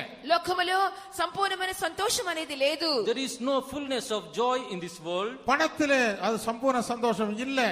డబ్బులో సంపూర్ణమైన సంతోషము లేదు. There is no fullness of joy in wealth. குடிக்கிறதுல வெறிக்கிறதுல சந்தோஷம் இல்ல. తాగుటలో ఆటపాటలలో సంపూర్ణమైన సంతోషము లేదు. There is no fullness of joy in eating and drinking and playing. உலகத்திலே எந்த காரியத்திலே சம்பூர்ணமான சந்தோஷங்கள் இல்ல.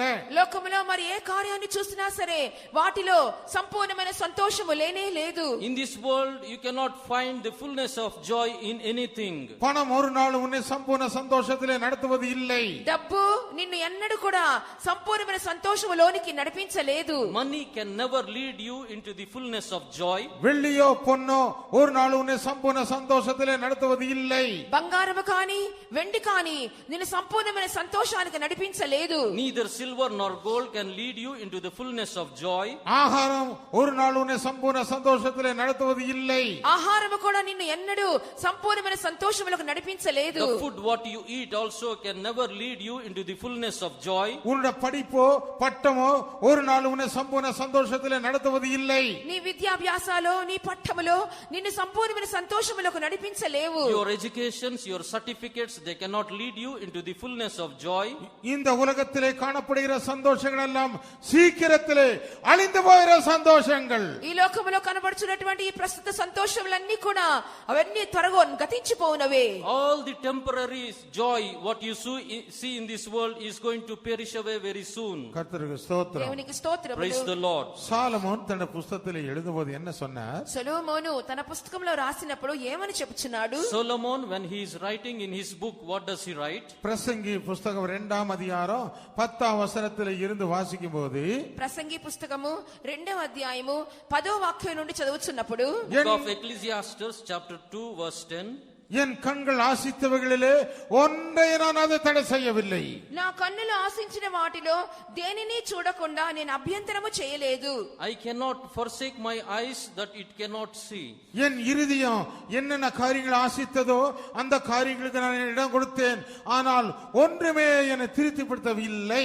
మరియు నా హృదయము నా పనులన్నిటిని బట్టి సంతోషింపగా అనుభవించకుండా నేను నా హృదయమును నిర్బంధింపలేదు. I have never made a covenant with my heart so that it may not have joy.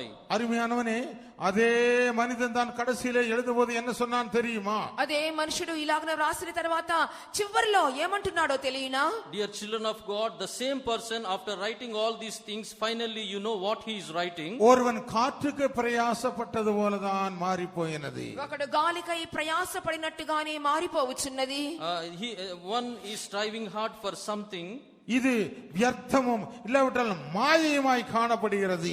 ఇది వ్యర్థముగాను మాయగాను కనబడుచున్నది. All this is vain.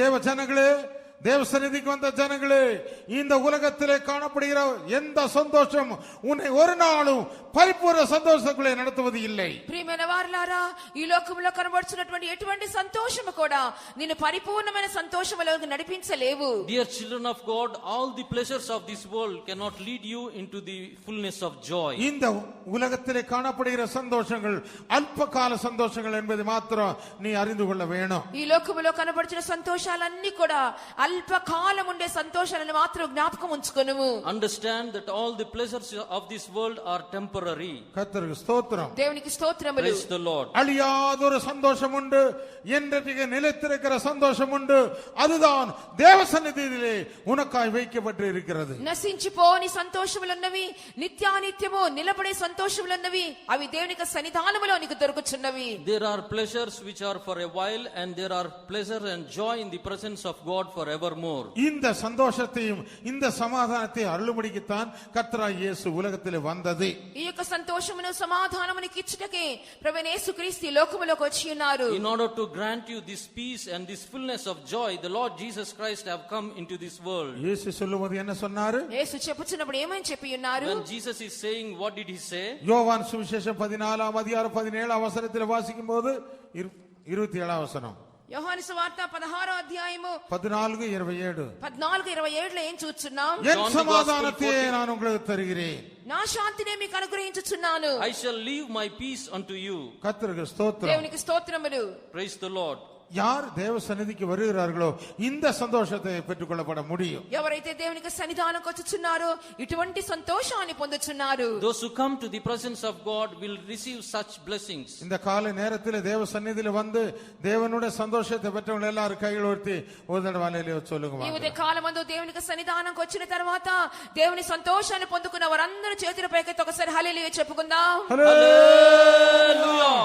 మరోసారి చెప్పండి, Hallelujah.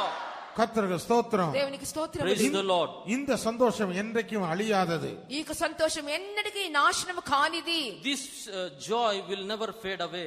இந்த சந்தோஷத்தை யாராலும் எடுக்க முடியாதது. ఈ సంతోషం ఎవ్వరు కూడా తీసివేయలేరు. And no one can take away this joy. இந்த சந்தோஷத்தை யாராலும் கொடுக்க முடியாதது. ఈ సంతోషమునికి మరెవ్వరు కూడా ఇవ్వలేరు. And no one can give this joy unto us.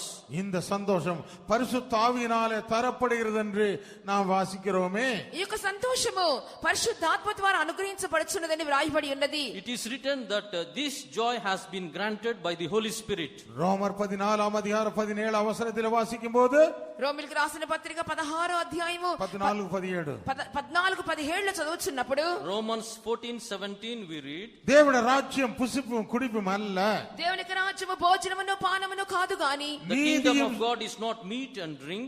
அது நீதியும் சமாதானமும் பரிசுத்த ஆவியினால் உண்டாகும் சந்தோஷம். అది నీతియు సమాధానమును పరిశుద్ధాత్మయందలి ఆనందమునై ఉన్నది. But righteousness and peace and joy in the Holy Ghost. கர்த்தருக்கு ஸ்தோத்திரம். దేవునికి స్తోత్రములు. Praise the Lord.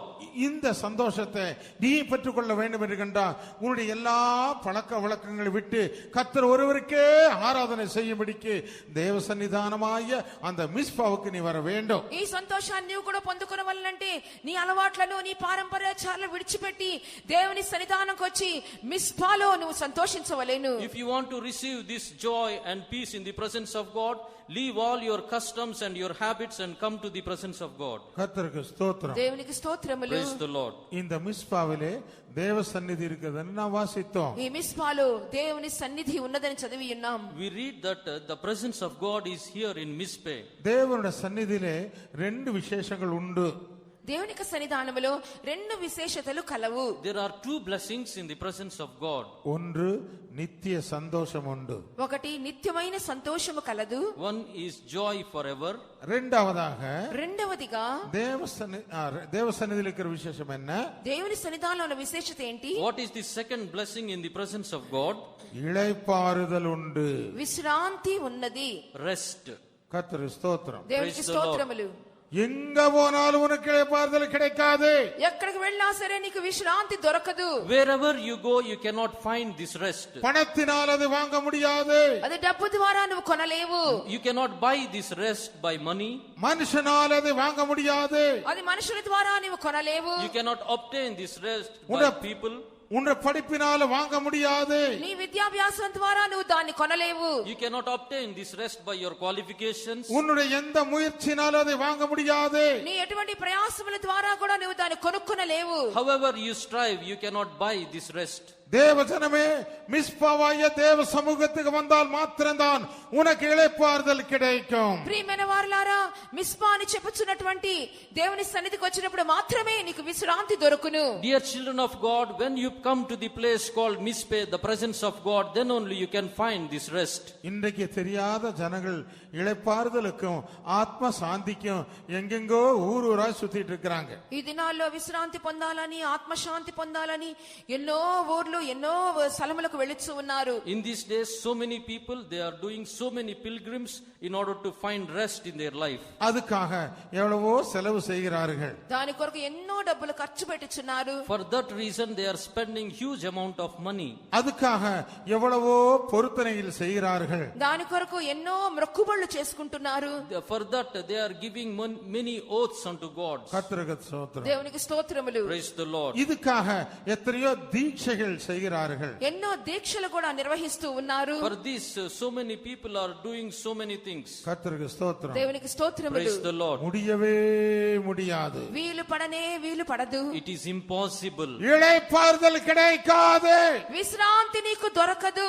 You cannot find this rest. உனக்கு இளைப்பாறுதல் வேண்டும் என்று கண்டா மிஸ்பாவாகிய தேவ சமூகத்துக்கு நீ வர வேண்டும். నీకు విశ్రాంతి కావాలనంటే నువ్వు నిశ్చయంగా మిస్పా అనే దేవుని సన్నిధానానికి రావలెను. If you want rest, you have to come to the presence of God, that is to Mizpah for sure. தேவ சன்னிதானத்தில் மாத்திரம்தான் இளைப்பாறுதல் இருக்கிறது என்று வேத வசனத்தில் வாசிக்கலாமே. దేవుని యొక్క సన్నిధానములో మాత్రమే విశ్రాంతి కలదు అని దేవుని వాక్యములో చదువుచున్నాము. We read in the word of God that we can find rest only in the presence of God. யாத்திரையாகமம் 33 அதிகாரம் 14 வசனத்தில் வாசிக்கும் போது నిర్గమాకాండము 33 అధ్యాయము 14వ వాక్యం చదువుచున్నప్పుడు Exodus chapter 33 verse 14 we read, నా సన్నిధి నీకు తోడుగా వచ్చును, నేను నీకు విశ్రాంతి కలుగు చేసేదనగా, என்னுடைய சமூகம் என் சந்நிதி உனக்கு முன்னாலே வரும், உன்னோடு கூட வரும், நான் இளைப்பாறுதல் தருவேன். నా సన్నిధి నీకు తోడుగా వచ్చును, నీతో కూడా ఉండును, నా యొక్క విశ్రాంతి నీకు అనుగ్రహించెదను. my presence shall go with thee and I will give thee rest. அருமையானவனே, தேவனுடைய சந்நிதிக்கு வருவது மாத்திரம்தான் உன் ஆத்துமாவிலே உனக்கு ஒரு இளைப்பாறுதலை பெற்றுக்கொள்ளப்பட முடியும். దేవుని యొక్క సన్నిధానానికి వచ్చినప్పుడు మాత్రమే నీ ఆత్మకు ఒక విశ్రాంతిని పొందుకొనుచున్నావు. When you come to the presence of God, then only you can find peace for your soul. இயேசு கூட சொல்லும்போது என்ன சொன்னா தெரியுமா? యేసు కూడా చెప్పుచున్నప్పుడు ఏం చెప్పి ఉన్నారో తెలియనా? When Jesus was saying, you know what he said? வருத்தப்பட்டு பார சுமக்கிறவர்களே, நீங்கள் எல்லாரும் என்னிடத்திலே வாருங்கள். ప్రయాసపడి భారం మోసుకొచ్చిన సమస్త జనులారా నా యొద్దకు రండి. Come unto me, all ye that labor. நான் உங்களுக்கு இளைப்பாறுதல் தருவேன். నేను నీకు విశ్రాంతిని అనుగ్రహించెదను. I will grant you rest. தேவஜனமே, நீ மிஸ்பாவாகிய தேவ சமூகத்துக்கு வரும்போது ஒன்று சந்தோஷத்தையும் இரண்டாவது இளைப்பாறுதலை பெற்றுக் கொள்கிறாய். ప్రియమైన వారలారా, మీరు మిస్పా అనే దేవుని సన్నిధానంకు వచ్చుచున్నప్పుడు మొట్టమొదటిగా సంతోషం పొందుచున్నారు, రెండవదిగా విశ్రాంతి పొందుచున్నారు. Dear children of God, when you come to the place called Mizpeh, the presence of God, first of all, you are finding rest in your place and you are finding joy in the presence of God. இதுக்காகத்தான் Samuel சொல்கிறார், உங்களோட பழக்க வழக்கங்களை எல்லாம் விட்டுவிட்டு அந்நிய தேவனை விட்டுவிட்டு நீங்கள் எல்லாரும் ஒன்றாக வாருங்க, நாம் ஆராதனை செய்வோம், மிஸ்பாவில சம கூடுவோம் என்று சொன்னார். అందువల్లే సమూయేలు చెప్పుచున్నాడు, మీరు అన్య దేవతలు విడిచిపెట్టండి, మీ అలవాట్లని విడిచిపెట్టండి, దేవునికి సన్నిధానం అనే మిస్పాకు సమకూడి దేవుని ఆరాధించదమని చెప్పుచున్నాడు. That is the reason Samuel says, leave all your strange gods, come to the place called Mizpeh and you worship the Lord. கர்த்தருக்கு ஸ்தோத்திரம். దేవునికి స్తోత్రములు. Praise the Lord. தேவனுடைய வசனம் வாசிக்கும் போது, దేవునికి వాక్యం చదువుచున్నప్పుడు, when we read the word of God, இந்த தேவ சமூகத்திலே இளைப்பாறுதல் இருக்கிறதாக இன்னொரு இடத்துல வாசிக்கலாமே. ఈ యొక్క దేవునికి సన్నిధానములో విశ్రాంతి ఉన్నట్లుగా మరొక చోట కూడా చదువుచున్నాం. in another place we can read that we can find rest in the presence of God. அப்போஸ்தலர் 3ஆம் அதிகாரம் 19ஆம் வசனத்தில் வாசிக்கும் போது, தேவனுடைய சன்னிதானத்தில் இருந்து இளைப்பாறுதலின் காலங்கள் வருகிறது என்று வாசிக்கிறோமே. అపోస్తల కార్యములు 3వ అధ్యాయము 19వ వాక్యం చూసినప్పుడు దేవుని యొక్క సన్నిధానములో విశ్రాంతి కాలములు వచ్చును అని చదువుచున్నాము. Acts of Apostles chapter 3 verse 19 we read that we can find the rest in the presence of God. கர்த்தருக்கு ஸ்தோத்திரம். దేవునికి స్తోత్రములు. Praise the Lord. தேவ சந்நிதிக்கு நீ வந்தா நீ இளைப்பாறுதலை பெற்று நீ சந்தோஷமாய் திரும்பி செல்லலாம். దేవునికి సన్నిధానంకి వస్తే నువ్వు నిశ్చయంగా విశ్రాంతిని పొంది నువ్వు సంతోషముగా తిరిగి వెళ్ళగలవు. When you come to the presence of God, for sure you can find this rest and you can go back with peace. கர்த்தருக்கு ஸ்தோத்திரம். దేవునికి స్తోత్రములు. Praise the Lord. மூன்றாவதாக, మూడవదిగా, thirdly, சாமுவேல் என்ன சொல்லுகிறார்? సమూయేలు ఏం చెప్పుచున్నాడు? what does Samuel say? கர்த்தர் ஒருவருக்கே ஆராதனை செய்ய வேண்டும். దేవునికి ఒక్కరికే మనం ఆరాధన చేసేదము. You have to worship only our God. எல்லா அந்நிய தேவர்களை விட்டுவிட்டு வாருங்கள். అన్య దేవతలన్నిటినీ విడిచిపెట్టి రండి. Put away all the strange gods. எல்லா பழக்க வழக்கங்களையும் விட்டுவிட்டு வெளியே வாருங்க. సమస్త అలవాట్లను ఆచారములను విడిచిపెట్టి రండి. Leave all your habits and customs and come. நாம் மிஸ்பாவிலே கர்த்தரை ஆராதிப்போம். మనము మిస్పాలో దేవుని ఆరాధించెదము. We all shall worship our God in Mizpeh. கர்த்தருக்கு ஸ்தோத்திரம். దేవునికి స్తోత్రములు. Praise the Lord. அந்த மிஸ்பாவிலே மூன்றாவது இன்னொரு நல்ல விசேஷம் கூட உண்டு. ఆ యొక్క మిస్పాలో మూడవదిగా మరొక విశేషత కూడా కనబడుచున్నది. In this Mizpeh we can see the third blessing. கர்த்தருக்கு ஸ்தோத்திரம். దేవునికి Praise స్తోత్రములు. the Lord. தேவனுடைய சகாயம் உதவி அங்கே வைக்கப்பட்டுள்ளது. దేవుని యొక్క సహాయము అక్కడ మిస్పాలో ఉంచబడి ఉన్నది. The help of God is being seen in Mizpeh. முதலாம் சாமுவேல் 7ஆம் அதிகாரம் 12வது வசனத்தை வாசிப்போம். మొదటి సమూయేలు 7వ అధ్యాయము 12వ వాక్యము చదువుకుందాం. 1 Samuel chapter 7 verse 12. అప్పుడు సమూయేలు ఒక రాయి తీసి మిస్పాకును షేనుగును మధ్య దానిని నిలిపి, ఇంతవరకు యెహోవా మనకు సహాయం చేసినని చెప్పి దానికి ఎబెనెజరు అని పేరు పెట్టెను. கர்த்தருக்கு ஸ்தோத்திரம். దేవునికి స్తోత్రములు. Praise the Lord. மிஸ்பாவுக்கு நடுவே ஒரு கல்லை நிறுத்தி கர்த்தர் எங்களுக்கு உதவி செய்தார். మిస్పా యొద్ద ఒక రాతిని నిలిపి ఇంతవరకు యెహోవా సహాయము చేసినని చెప్పెను. He put a stone in Mizpeh and he said, hitherto the Lord has helped us. அருமையானவனே, நீ தேவ சந்நிதிக்கு இந்த மிஸ்பாவுக்கு நீ வரும்போது மூன்றாவது உனக்கு உதவியை அவர் செய்ய காத்திருக்கிறார். ప్రియమైన వారలారా, మూడవదిగా ఈ మిస్పా అనే దేవుని సన్నిధానంకు వస్తున్నప్పుడు నీకు సహాయము చేయవల్లని దేవుడు కనిపెట్టుకొని ఉన్నారు. Dear children of God, as you come to the place called Mizpah, the Lord desires to help you. இந்த உலகத்திலே காணப்படுகிறதான சகாயங்கள் எல்லாம் ஒரு நாள் உன்னை கைவிட்டு விடும் என்பதை மறந்துடாதே. ఈ లోకములో కనబడుచున్న ప్రతి విధమైన సహాయములు ఒక రోజు నిన్ను చేయి విడిచిపెడతాయన్న సంగతి మర్చిపోవద్దు. Never forget that all the help what we find in this world will forsake you one day. கர்த்தருக்கு ஸ்தோத்திரம். దేవునికి స్తోత్రములు. Praise the Lord. மனுஷனுடைய சகாயங்கள் எல்லாம் சீக்கிரத்திலே அழிந்து போகக்கூடியதான சகாயங்கள். మనుషుల సహాయములన్నీ కూడా అతి త్వరలో గతించిపోయే సహాయాలే. Very soon the help of men shall perish away. உனக்கு சகாயம் செய்ய வேண்டும் என்று கண்டா தேவ சந்நிதிக்கு வந்தா தேவ சகாயத்தை உதவியை நீ பெற்றுக்கொள்ளப்பட முடியும். నీకు సహాయం కావాలనంటే నువ్వు దేవుని సన్నిధానంకు వచ్చినప్పుడు ఆ సహాయము దేవుడే నీకు అనుగ్రహించును. If you want help, when you come to the presence of God, then the Lord will help you. தாவீது என்ன சொல்லுகிறார் தெரியுமா? దావీదు ఏం చెప్పుచున్నాడో తెలియనా? You know what David says? 27வது சங்கீதம் 9వ వచనத்திலே వాసిக்கும்போது 27వ కీర్తన 9వ వాక్యం చదువుకుంటున్నప్పుడు Psalms chapter 27 verse 9 we read, கர்த்தர் என்னுடைய சகாயர், నా దేవుడే నా సహాయము. my Lord is my help. அருமையானவனே, நீ இந்த மிஸ்பாவைய தேவ சமூகத்துக்கு வரும்போது உனக்கு எல்லா சகாயங்களையும் நீ பெற்றுக்கொள்ளப்பட முடியும். ప్రియులారా, మీరు మిస్పాని దేవునికి సన్నిధికి వచ్చినప్పుడు ప్రతి విధమైన సహాయమును దేవుడు నీకు ఇవ్వగలరు.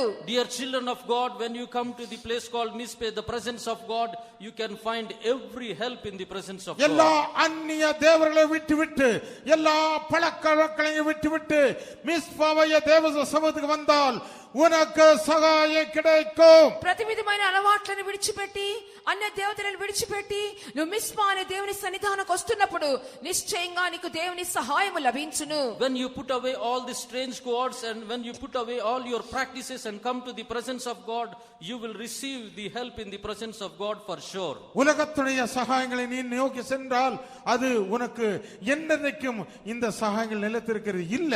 లోక సహాయముల వెంబడి నువ్వు వెళుచున్నట్లయితే ఎన్నడూ కూడా అవి నిలిచి ఉండే సహాయాలు కావు. If you are after the help of this world, then you can never receive the help. மனிதனிடத்திலே நீ சகாயத்தை பெற்றுக்கொள்ளலாம், அது நிலைத்திருக்கிற சகாயம் அல்ல.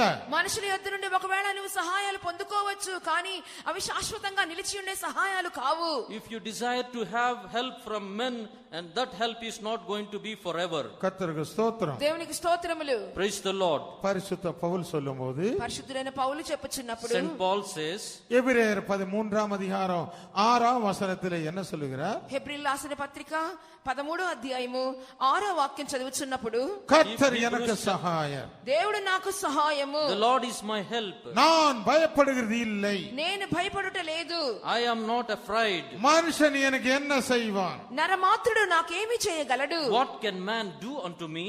மகனே மகளே, உனக்கு என்ன சகாயம் தேவை? இன்றைக்கு தேவ சமூகத்துல கேளு.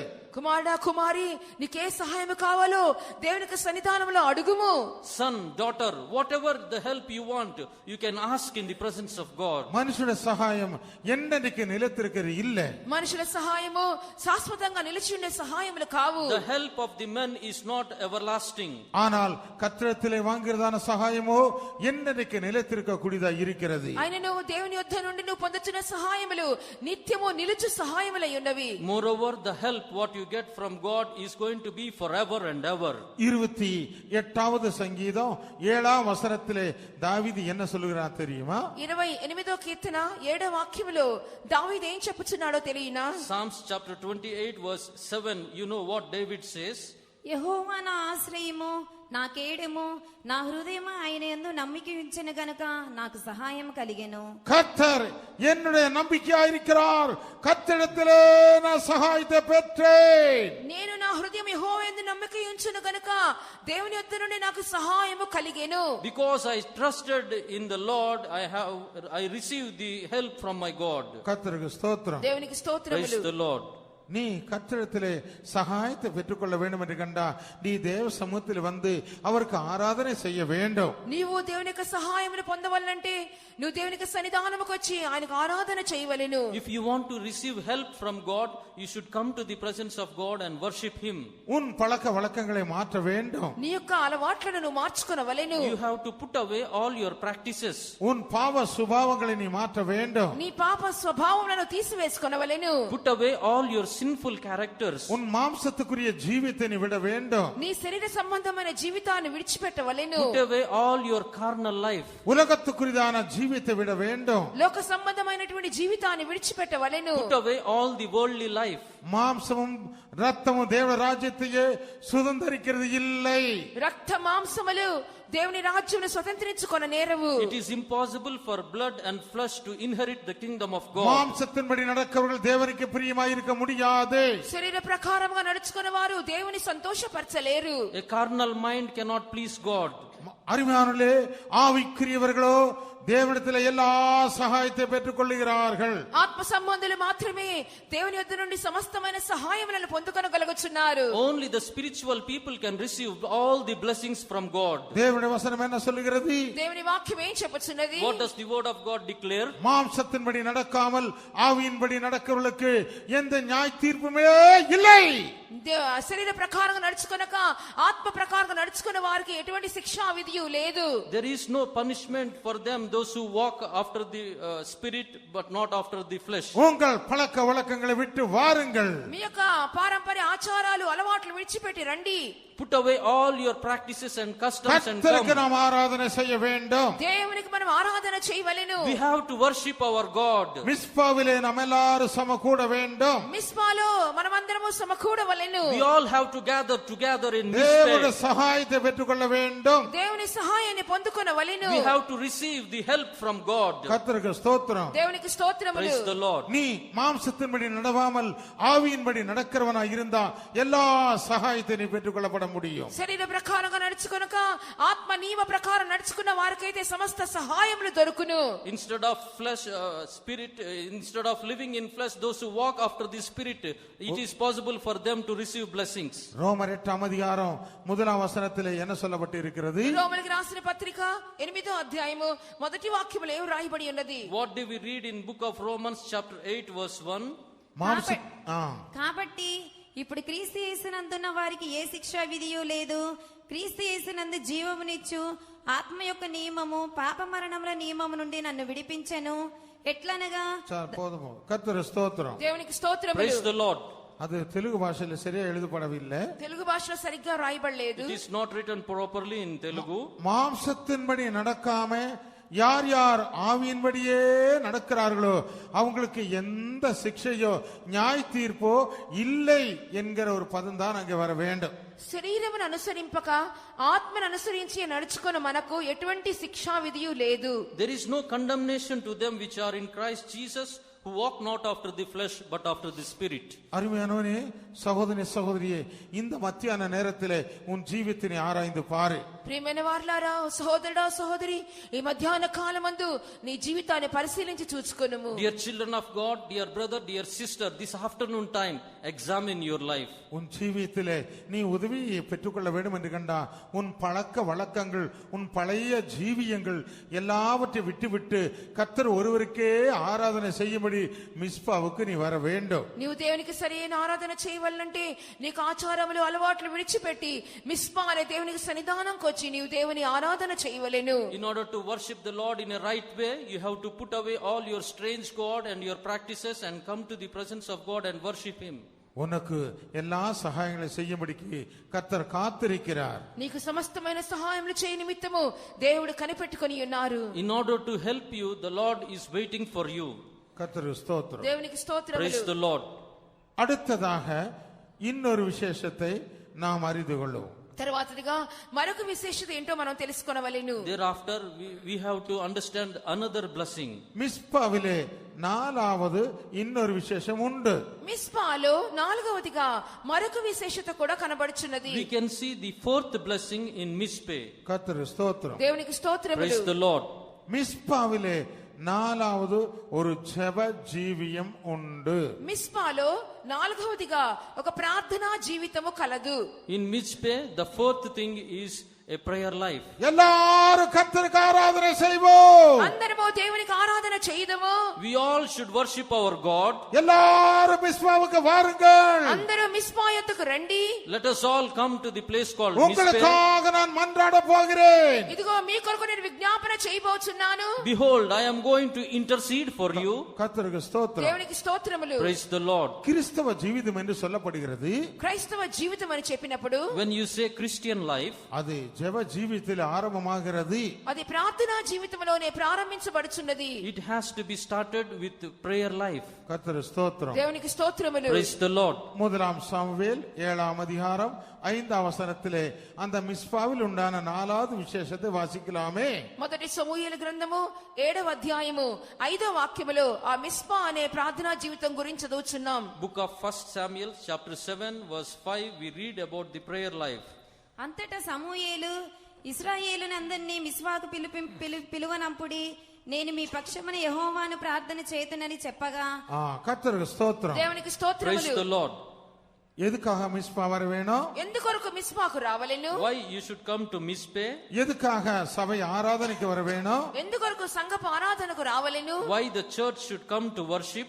எதுக்காக தேவ சந்நிதியை நாம் கனப்படுத்த வேண்டும்? ఎందువలన దేవునికి సన్నిధానమును ఘనపరచవలెను? Why we should be seen in the presence of God? ஜெப ஜீவித்துக்காக, ప్రార్థనా జీవితము కొరకు, for prayer life. நம்முடைய ஜீவித்தை நாம் கட்டி எழுப்ப வேண்டும் என்று கண்டா நமக்கு சரியான ஒரு ஜெப ஜீவிதம் வேண்டும். మన జీవితాన్ని మనం కట్టి లేపుకోవాలంటే మనలో ఒక మంచి ప్రార్థనా జీవితం ఉండవలెను. In order to build up our spiritual life, we need a prayer life. தேவ சபையானது எப்போது ஜெபத்திலே விழித்திருக்க வேண்டியதான ஒரு சபையா இருக்கிறது. దేవుని యొక్క సంఘము ఎల్లప్పుడూ ప్రార్థనలో మెలకుగా ఉండవలసిన సంఘముగా కనబడవలెను. The church of God should be always seen vigilant in the presence of God. நாம் எதுக்காக ஞானஸ்நானம் எடுத்தோம்? మన దేని కొరకు బాప్తిసం తీసుకొని ఉన్నాం? Why have we taken the water baptism? எதுக்காக அபிஷேகம் பெற்றோம்? దేని కొరకు అభిషేకం పొంది ఉన్నాం? Why did we receive the anointing? எதுக்காக இந்த கிறிஸ்தவ ஜீவிதம் செய்கிறோம்? ఎందువల్ల ఈ క్రైస్తవ జీవితం చేయుచున్నాం? Why do we do this Christian life? கர்த்தராகிய இயேசுவை சீக்கிரத்திலே நாம் சந்திக்க வேண்டும். ప్రభువైన యేసుక్రీస్తు అతి త్వరలో మనం సంధించాలనే కదా, So that we may see our God very soon. அருமையானவர்களே, இந்த உலகத்துக்காக மாத்திரம் நீங்க ஞானஸ்நானம் எடுக்க வேண்டாம். ఈ లోకము కొరకు మాత్రం మీరు బాప్తిసం తీసుకొనవద్దు. You should never take water baptism for the sake of this world. ஏதோ உலகத்தின் நன்மைக்காக மாத்திரம் நீங்கள் ஞானஸ்நானம் எடுக்க வேண்டாம். ఏదో ఈ లోకము మేళ్ల కొరకు నువ్వు బాప్తిసాలు తీసుకొనవద్దు. Or you should never take baptism for the blessings of this world. சரீரத்துடைய நன்மைகளுக்காக நீங்க தேவ சமூகத்துக்கு வர வேண்டாம். శరీర ప్రకారమైన మేళ్ల కోసం నువ్వు దేవుని సన్నిధానముకు రావద్దు. You should not come to the presence of God for the carnal benefits. கர்த்தருக்கு ஸ்தோத்திரம். దేవునికి స్తోత్రములు. Praise the Lord. நாம் கர்த்தரோடு கூட இருக்க வேண்டும். మనం దేవునితో కూడా ఉండవలెను. We have to abide with our God. இயேசு என்ன சொன்னார்? యేసు ఏం చెప్పి ఉన్నారు? What did Jesus say? லூக்கா சுவிசேஷம் 21ஆம் அதிகாரம் 36ஆம் வசனத்தில் வாசிக்கும்போது, లూకా సువార్త 21వ అధ్యాయము 6వ 36వ వాక్యం చదివినప్పుడు, Luke the Gospel chapter 21 verse 36. కాబట్టి మీరు జరగబోవు వీటినెల్లను తప్పించుకొని మనుష్య కుమారుని ఎదుట నిలబడటకు శక్తి గల వారగనట్లు ఎల్లప్పుడూ ప్రార్థన చేయుచు మెలకుగా ఉండుడని చెప్పెను. எப்போது விழித்திரு ஜெபம் பண்ணுங்கள். ఎల్లప్పుడూ ప్రార్థన చేయుచు మెలకువగా ఉండుడి. Watch ye therefore and pray always. எதுக்காக? దేని కొరకు? For what? மனுஷகுமாரன் முன்பாய் நாம் நிற்க வேணும்.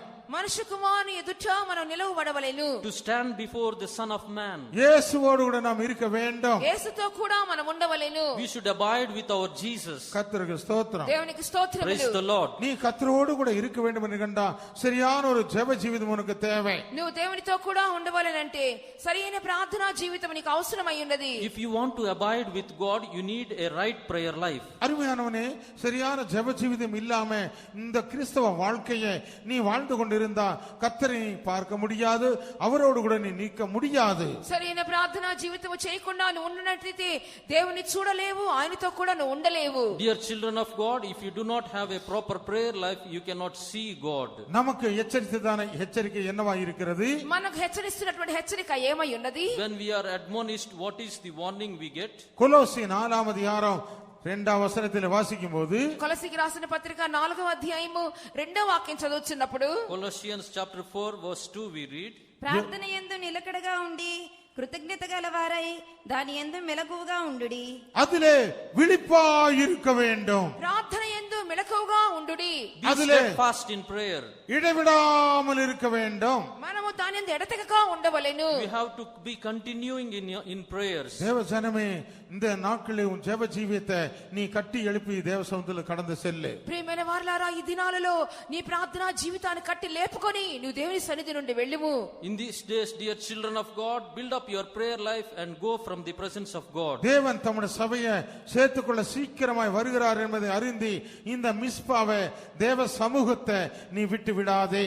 దేవుడి తన సంఘమును చేర్చుకున్న త్వరగా రానయ్యున్నారని తెలుసుకొని ఈ మిస్పా అనే దేవుని సన్నిధానం విడిచిపెట్టవద్దు. Understand that the Lord Jesus Christ is coming to receive his church very soon and never leave the place Mizpah. நீ செய்கிற ஜெபம் பரிசுத்த ஆவிக்குள்ளே நிறைந்திருக்கிற ஒரு ஜெப ஜீவிதமாய் இருக்க வேணும். నువ్వు చేర్చిన ప్రార్థన అనేది పరిశుద్ధాత్మతో నింపబడి చేర్చిన ప్రార్థనా జీవితంగా ఉండవలేను. Your prayer should be filled with the Holy Spirit. யூதா நிருபம் 20ஆம் வசனத்தில் வாசிக்கும் போது நீ பரிசுத்தாவிக்குள்ளே ஜெபம் பண்ணி விழித்திருக்க வேண்டும் என்று வாசிக்கிறோமே. యూదా పత్రిక 20వ వాక్యమును చూసినప్పుడు నువ్వు పరిశుద్ధాత్మలో ప్రార్థన చేయించు మెలకువగా ఉండమని చెప్పబడుచున్నది. In Jude 20 we read that you have to be watchful in spirit and pray.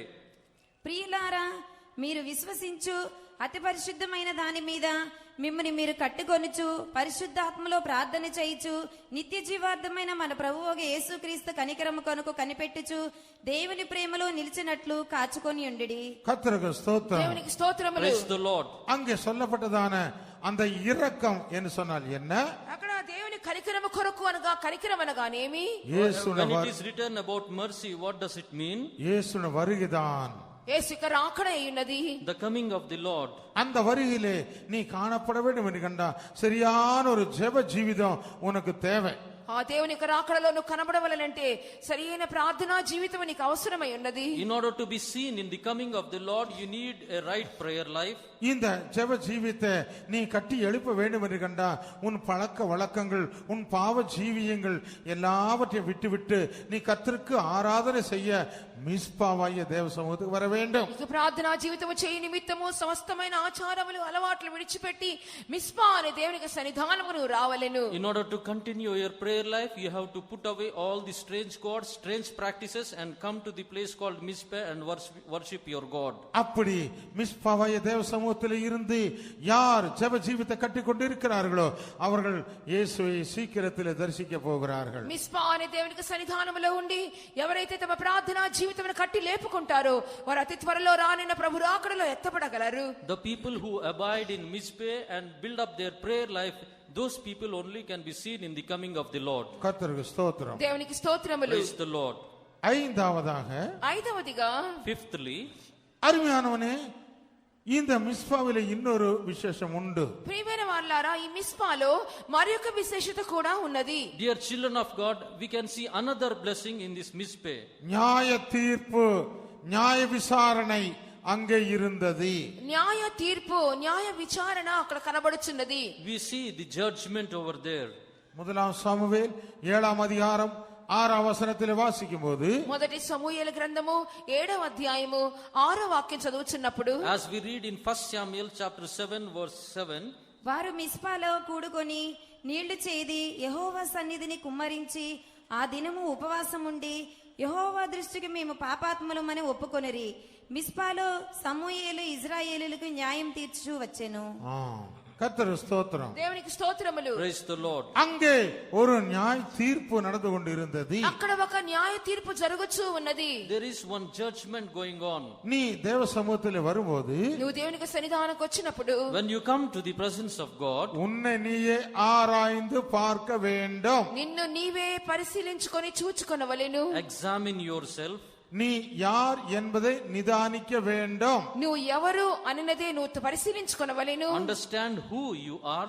உன் ஜீவியம் என்ன என்பதை நீயே தீர்ப்பு செய்ய வேண்டும். నీ జీవితం ఎలాగున్నదని చెప్పి నీకు నీవే తీర్పు తీర్చుకొనుము. You yourself have to judge your life. தேவனுடைய வசனம் என்ன சொல்லி தெரியுமா? దేవుని వాక్యం ఏం చెప్పుచుందో You know తెలియనా? what the word of God says? முதலாம் கொரிந்தியர் 11ஆம் அதிகாரம் మొదటి కొరింథీ 11వ అధ్యాయము 1 Corinthians chapter 11 31ஆம் வசனத்தில் வாசிக்கும் போது, 31వ వాక్యం చదువుచున్నప్పుడు, verse 31 when we read, అయితే మనలను మనమే విమర్శించుకొని ఎడల తీర్పు పొందకపోదుము. நம்மை நாமே நிதானித்து நியாயம் தீர்க்காமல் இருந்தால், அருமையானவர்களே,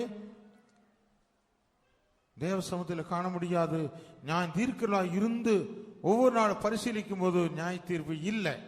అయితే మనల్ని మనమే విమర్శించుకొని ఎడలా తీర్పు పొందకపోదుము. మనల్ని మనమే ప్రతిదినము విమర్శించుకుంటూ పరిశీలన చేసుకుంటూ ఉన్నట్లయితే ఆ తీర్పును తప్పించుకుందుము. If we examine ourselves and condemn ourselves, then we can escape the judgment. Samuel அந்த மிஸ்பாவிலே நியாயம் தீர்த்தது போல நாம் தேவ சமூகத்தில் வந்து நம்மை நாமே நியாயம் தீர்க்கிறதா இருக்க வேண்டும். సమూయేలు మిస్పా అనేక దేవుని సన్నిధానములో న్యాయము తీర్చిన విధంగా ప్రతి దినము దేవుని యొక్క సన్నిధానములో మనల్ని మనమే న్యాయము తీర్చుకొనుచు ఉండవలెను. As Samuel judged in Mizpeh, every day we have to judge ourselves. இந்த நாட்களிலே நம்மை நாம நியாயம் தீர்க்காமல் இருந்தால் ஒரு நாள் தேவனுக்கு முன்பாக நாம் குற்றவாளிகளாய் காணப்பட வேண்டியது வரும். ఈ దినాల్లో మనల్ని మనమే న్యాయం తీర్చుకోకుండా ఉన్నట్లయితే ఒక దినమందు దేవుని ఎదుట మనము దోషులుగా నిలవబడవలసి వచ్చును. In these days, if we do not judge ourselves, one day we have to be judged by God. வேதவசனம் என்ன சொல்லுகிறது? దేవుని వాక్యం ఏం చెప్పుచున్నది? What the word of God says? ரோமர் 14:12 வசனத்தில் வாசிக்கும் போது, రోమా 14:12 వాక్యం చదువుచున్నప్పుడు, Romans 14:12 we read, நம்மை நாமே கணக்கு கொடுக்க வேண்டியது வரும். మన గురించి మనం లెక్క అప్పచెప్పవలసిన వారమై ఉన్నాము. we have to give account about ourselves. எல்லாரும் கவனமாய் கேளுங்க, ఆలకించుడి. everyone hearken diligently. எல்லாரும் கவனமாய் கேளுங்க, అందరూ శ్రద్ధగా ఆలకించండి. hearken diligently. இந்த பிஸ்பவய தேவ சமூகத்துக்கு வந்து உங்களை நீங்களே நியாயம் தீர்க்காமல் சென்றால் நீங்கள் நியாய தீர்ப்புக்கு முன்பாக நிற்க வேண்டியது வரும். మీరు మిస్పా అనే దేవుని యొక్క సన్నిధానములో మిమ్మల్ని మీరు న్యాయం తీర్చుకోకుండా ఉన్నట్లయితే న్యాయం తీర్చే దినం ఒకరు వచ్చును, అక్కడ మీరు నిలవవలసి వచ్చును. If you do not judge yourself in Mizpeh, one day will come, then you have to be judged. ஏதோ இந்த கடமைக்காக ஆராதித்து விட்டு நீங்க சென்றா ஒரு நாள் குற்றவாளிகளாய் நாம் நிற்க வேண்டியது வரும். ఏదో బాధ్యత కొరకు వచ్చి కూటమిలో కూర్చొని వెళ్ళిపోయినట్లయితే ఒక దినమందు నువ్వు నేరస్తునిగా దేవుని ఎదుట నిలవవలసి వచ్చును. If you come to the presence of God for name's sake and go away, one day you will be accused in the presence of God. பரிசுத்தாவின் அபிஷேகமற்றதான சபையே, உனக்கு ஒரு எச்சரிப்பு. పరిశుద్ధాత్మ పొందినటువంటి దేవుని సంఘమా, నీకు ఒక హెచ్చరిక ఇవ్వబడుచున్నది. O Church of God, who you have received the Holy Spirit, a warning is given unto you. Samuel சொன்னது போல ஆவியானவர் சொல்லுகிறார். సమూయేలు చెప్పుచున్న విధంగా పరిశుద్ధాత్మ దేవుడు చెప్పుచున్నారు. As Samuel said, the God of Holy Spirit is declaring, எல்லா அந்நிய தேவதைகளை விட்டு வெளியே வாருங்கள். అన్య దేవతలన్నిటిని విడిచిపెట్టి బయటికి రండి. put away all the strange gods and come out. உங்கள் பழக்க வழக்கங்களை விட்டு வெளியே வாருங்கள். మీ అలవాట్లు ఆచారాలు విడిచిపెట్టి బయటికి రండి. put away all your practices and come out. உங்கள் பழைய ஆசாரங்களை விட்டு வெளியே வாருங்கள். మీ ప్రాచీన ఆచారములు విడిచిపెట్టి బయటికి రండి. put away all your old customs and come out. உங்கள் பழைய ஜீவிகளை எல்லாம் விட்டு வெளியே வாருங்கள். మీ ప్రాచీన జీవితాన్ని విడిచిపెట్టి బయటికి రండి. put away all your old life and come out. நாம் கர்த்தர் ஒருவருக்கே ஆராதனை செய்ய வேண்டும். మనమందరము కలిసి దేవునికి ఆరాధన చేయవలెను. we are all supposed to worship our God. எங்கே நாம் ஆராதனை செய்ய வேண்டும்? మన దేని కొరకు ఆరాధన చేయవలెను? how we have to worship our God? மிஸ்பாவிலே ஆராதனை செய்ய வேண்டும். మిస్పాలో ఆరాధన చేయవలెను. we have to worship our God in Mizpeh. அந்த மிஸ்பாவிலே என்ன இருக்கிறது? ఆ మిస్పాలో ఏమున్నది? what can you see in ஐந்தாவது Mizpeh? நியாய தீர்ப்பு இருக்கிறது. అక్కడ న్యాయ తీర్పు కనబడుచున్నది. we can see the judgment there. நீ தேவ சமூகத்துக்கு வந்துவிட்டு திரும்பி செல்லும்போது, నువ్వు దేవుని సన్నిధికి వచ్చి తిరిగి వెళుచున్నప్పుడు, when you come to the presence of God and go away, உன்னை நீயே நிதானித்து அறிந்து நியாய தீர்ப்பு செய்ய வேண்டும். నిన్ను నీవే పరిశీలించుకొని విమర్శించుకొని నీకు నీవే న్యాయం తీర్చుకొనవలెను. examine yourself, condemn yourself and judge yourself. நீ யார் என்பதை நிதானித்து அறிந்தால் உனக்கு நியாய தீர்ப்பு இல்லை. నీకు నీవే విమర్శించుకొని పరిశీలించుకొని చూచుకుంటే నీకు న్యాయ తీర్పు లేదు. if you condemn yourself and examine yourself, then there is no judgment for you. உன்னை நீயே நியாயம் தீர்க்காமல், நீ மனஸ்தாபப்படாமல், அறிக்கை செய்யாமல் நீ இருந்தால் நியாய தீர்ப்புக்கு முன்பாக நிற்க வேண்டியது வரும். నిన్ను నీవే విమర్శించుకొనకుండా, నీవు పాపము ఒప్పుకోలు చేయకుండా, పశ్చాత్తాపడకుండా ఉన్నట్లయితే న్యాయ తీర్పు ఎదుట నిలవవలసి వచ్చును. if you do not examine yourself, if you do not repent, then the judgment will come upon you. இரக்கம் என்று சொல்லுகிறது இந்த நாட்களே உனக்கு கொடுக்கப்பட்டுள்ளது. కనికరము అని చెప్పేది ఈ దినాలలో నీకు ఇవ్వబడుచున్నది. In these days, the compassion means it is obeying. கர்த்தருக்கு ஸ்தோத்திரம். దేవునికి స్తోత్రములు. Praise the Lord. இரக்கமுள்ள இந்த நாட்களை நீ பயன்படுத்தி பிரயோஜனப்படுத்தி உன்னை நீ நியாயம் தீர்த்து கொள்ளு. కనికరము గల ఇక దినములలోనే ఈ సమయాన్ని సద్వినియోగపరచుకొని నిన్ను నీవే పరిశీలించుకొని విమర్శించుకొనుము. In these days of mercy, examine yourself and come to the presence of God. இல்லை என்று சொன்னால், లేనట్లయితే Otherwise, இன்னொரு காரியத்தை கூட நீங்கள் மனதில் வைத்துக் கொள்ளுங்க. మరొక కార్యాన్ని కూడా మనసులో ఉంచుకోనండి. எல்லாரும் உங்கள் பைபிளை திறந்து பாருங்க. అందరూ మీ బైబిల్ తెరిచి చూడండి. all of you open your Bibles and see. 2 కొరింథీ 5వ అధ్యాయం 2 కొరింథీ 5వ అధ్యాయము 2 Corinthians chapter 5 10వ వచనத்தில் వాసిக்கும்போது 10వ వాక్యం చదువుకుంటున్నప్పుడు verse 10 we read, எல்லாரும் நியாயாசனத்தை முன்பாய் வெளிப்பட வேண்டும். ప్రతి వాడును క్రీస్తు న్యాయపీఠం ఎదుట ప్రత్యక్షము కావలేను. everyone should appear before the judgment seat of Christ. அங்கே சொல்லப்பட்ட எல்லாரும் என்றால் யாரது? అక్కడ చెప్పబడిన ప్రతి వాడు అనగా ఎవరది?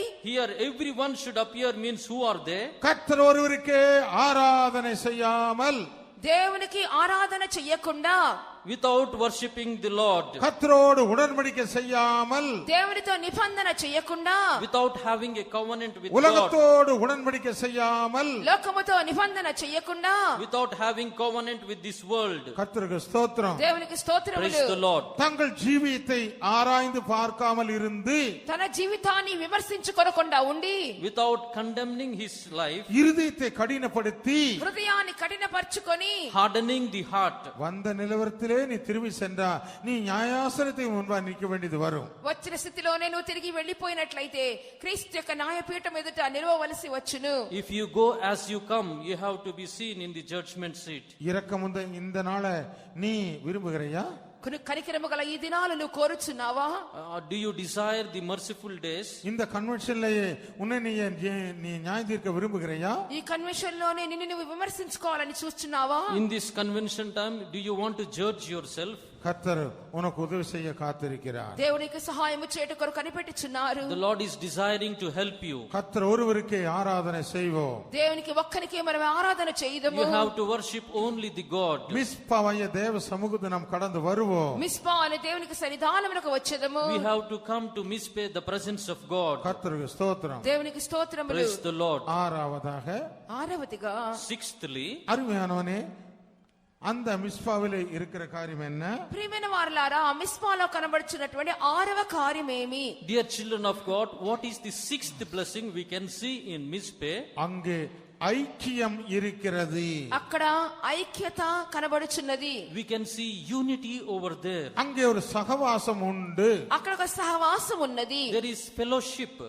நியாயாதிபதிகள் புஸ்தகம் 20వ అధ్యాయం 1వ వచనத்தில் வரும்போது, న్యాయాధిపతుల పుస్తకము 20వ అధ్యాయము మొదటి వాక్యానికి వచ్చినప్పుడు, Book of Judges chapter 20 verse 1. அருமையானவர்களே, அந்த இடமானது எல்லாரும் மிஸ்பாவிலே ஒன்று கூடுகிற ஒரு இடமாயிருந்தது. ఆ స్థలం అనేది ఇశ్రాయేల్ అందరూ కూడా ఏక మనసుతో సమకూడే స్థలమై ఉన్నది. அதுதான் Place, all the children of God have gathered together with one mind. அதுதான் ஐக்கியத்தை வெளிப்படுத்துகிறது. ఇదే ఐక్యతను చూపించుచున్నది. This shows the unity. இந்த இடத்திலே நமக்கு எந்த விதமான வித்தியாசங்கள் இல்லவே இல்லை. ఈ స్థలమందు ఎటువంటి వ్యత్యాసములు మనకు లేవు. There is no differences in this place. எந்த பாஷை வித்தியாசம் இல்ல, ఎటువంటి భాష వ్యత్యాసము లేదు. No difference of language.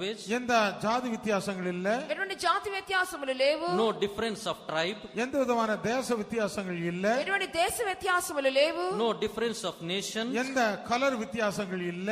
ఎటువంటి రంగు వ్యత్యాసములు లేవు. No difference of color. கர்த்தருக்கு ஸ்தோத்திரம். దేవునికి స్తోత్రములు. Praise the Lord. எல்லாரும் மிஸ்பாவிலே ஏகோபித்து வர வேண்டும். వారందరూ కూడా ఇశ్రాయేలు సమాజం అంతయు ఏక మనస్సు కలిగి మిస్పాలో కూడెను. All the children of God having one mind, they gathered together in Mizpeh. வாசிங்கள் அந்த வசனத்தை. ఆ వాక్యాన్ని చదువుకుందాం. Let us read that word. நியாயாதிபதிகள் 20వ అధ్యాయం 1వ వచనం. న్యాయాధిపతుల పుస్తకము 20వ అధ్యాయము మొదటి వాక్యము. Book of Judges chapter 20 verse 1. అంతటి ఇశ్రాయేలీలందరూ బయలుదేరి దాని మొదలుకొని బెహెర్షెబా వరకును గిలాదు దేశం వరకును వారి సమాజము ఏక మనస్సు కలిగి మిస్పాలో యెహోవా సన్నిధిని కూడెను. கர்த்தருக்கு ஸ்தோத்திரம். దేవునికి స్తోత్రములు. Praise the Lord. ஒரே மனது, ఏక మనస్సు, One mind, ஒரே இருதயம், ఏక హృదయము, one heart, ஒரே ஐக்கியம். ఒకే ఐక్యత, సహవాసము, one unity, one fellowship.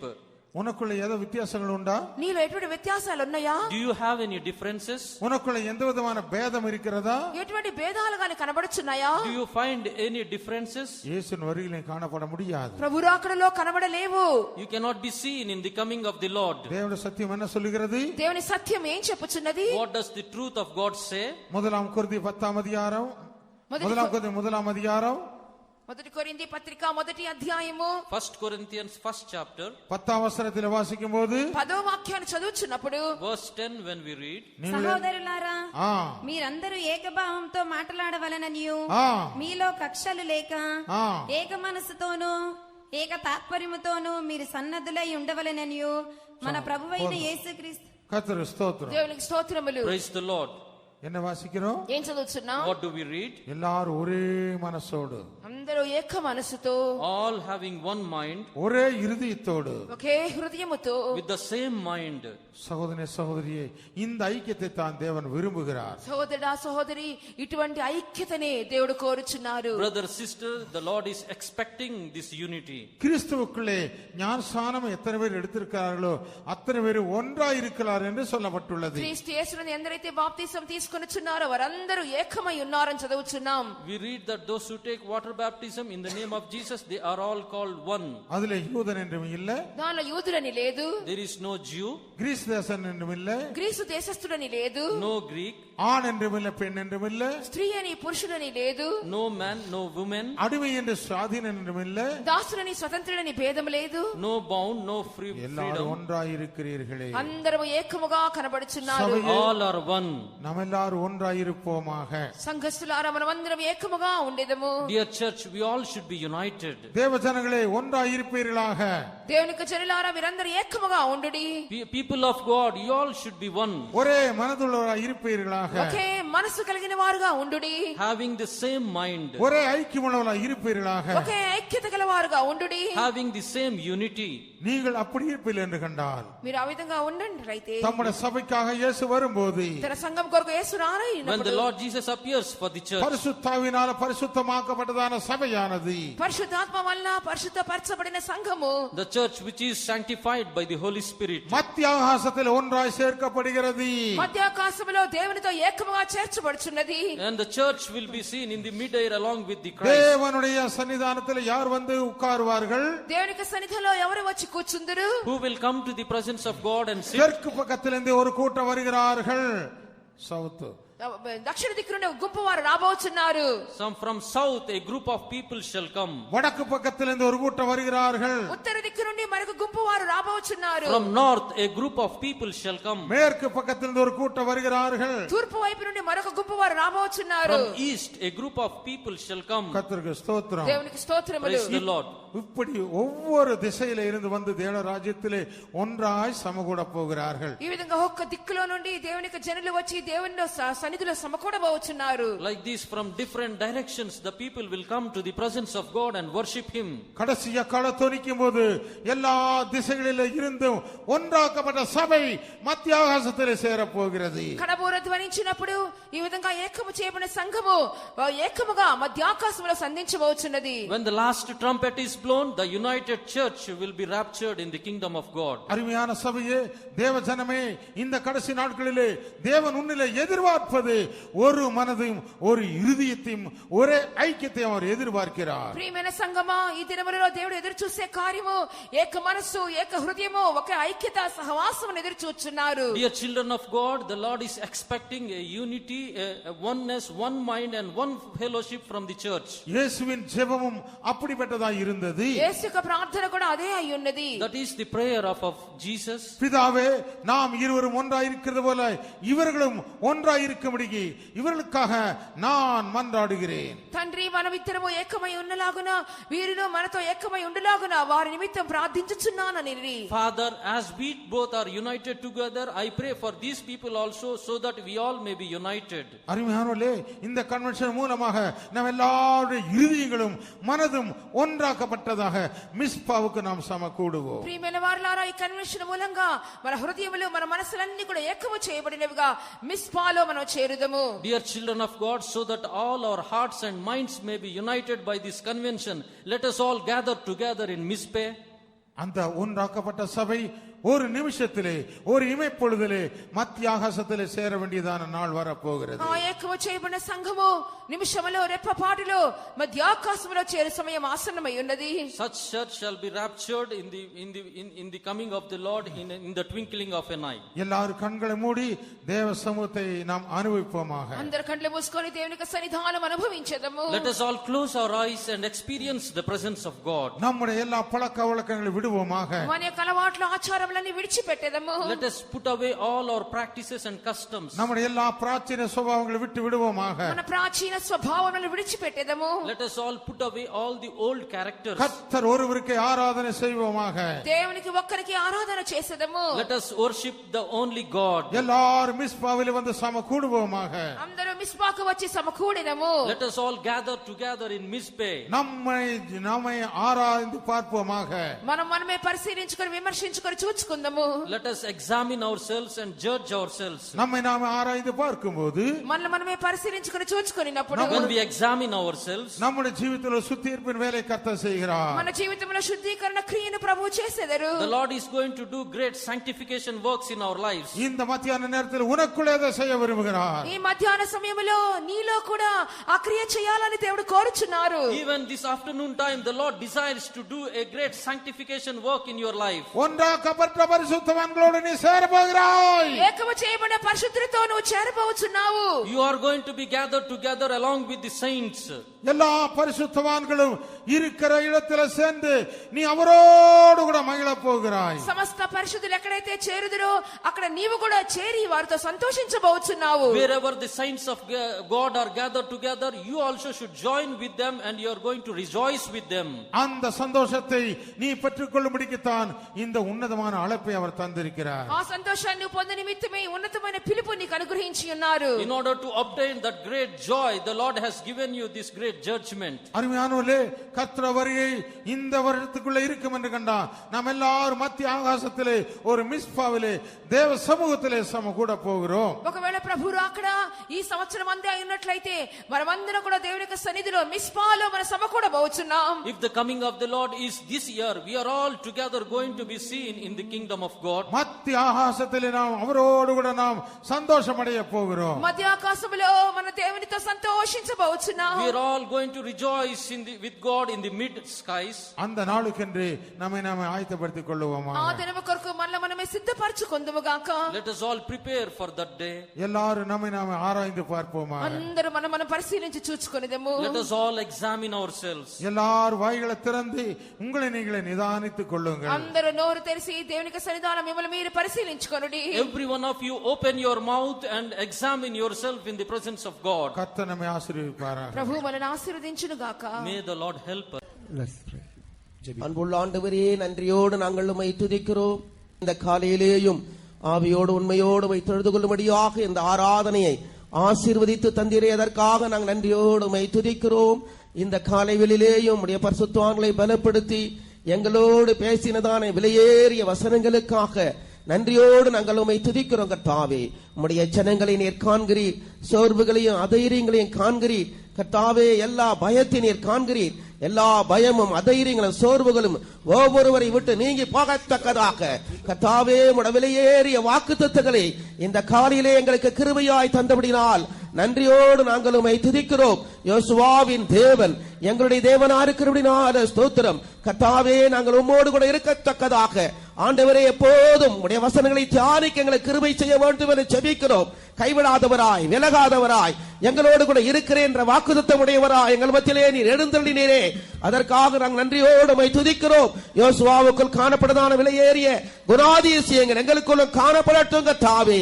ஆண்டவரே உம்முடைய நாமத்துக்கு மகிமையாக நாங்கள் ஜீவிக்கும்படியாக உம்மையே நாங்கள் எங்களிலே வெளிப்படுத்தி கர்த்தாவே இந்த ஜீவியத்தை செய்ய ஒவ்வொருவருக்கு கிருபை தர வேண்டும் என்று நாங்கள் வேண்டிக் கொள்கிறோம். யோசுவாவுக்குள் காணப்படுதான விசேஷித்த விசுவாசத்தின் ஆவியை தர வேண்டும் என ஜெபிக்கிறோம். பரலோக ஞானத்தை தருபடியா ஜெபிக்கிற கர்த்தாவே சரியான கீழ்ப்படிகளை தந்து கர்த்தருக்கு பரிசுத்தவான்களுக்கு முற்றிலுமாய் கீழ்ப்படிய கிருபை செய்யும்படியாக ஜெபிக்கிறோம். உம்முடைய வருகை மிகவும் சமீபமாய் இருக்கிற நாட்களிலே எங்களுடைய ஆவி, ஆத்துமா, சரீரம் முற்றிலுமாய் பரிசுத்தமாக்கப்பட்டு குற்றமற்றதாய் காக்கப்பட கிருபை செய்ய வேண்டும் என ஜெபிக்கிறோம். கர்த்தாவே நீர் எங்களுக்கு கொடுத்திருக்கிறதான ஊழியத்தை மகிழ்ச்சியோடு சந்தோஷத்தோடு செய்து நிறைவேற்றுமை சந்திக்க ஒவ்வொருவருக்கும் உதவி செய்யும்படியாக ஜெபிக்கிறோம். வந்ததான நம்முடைய ஜனங்களை நீர் ஆசீர்வதித்தீர், பலப்படுத்தினீர், தைரியப்படுத்தினீர்.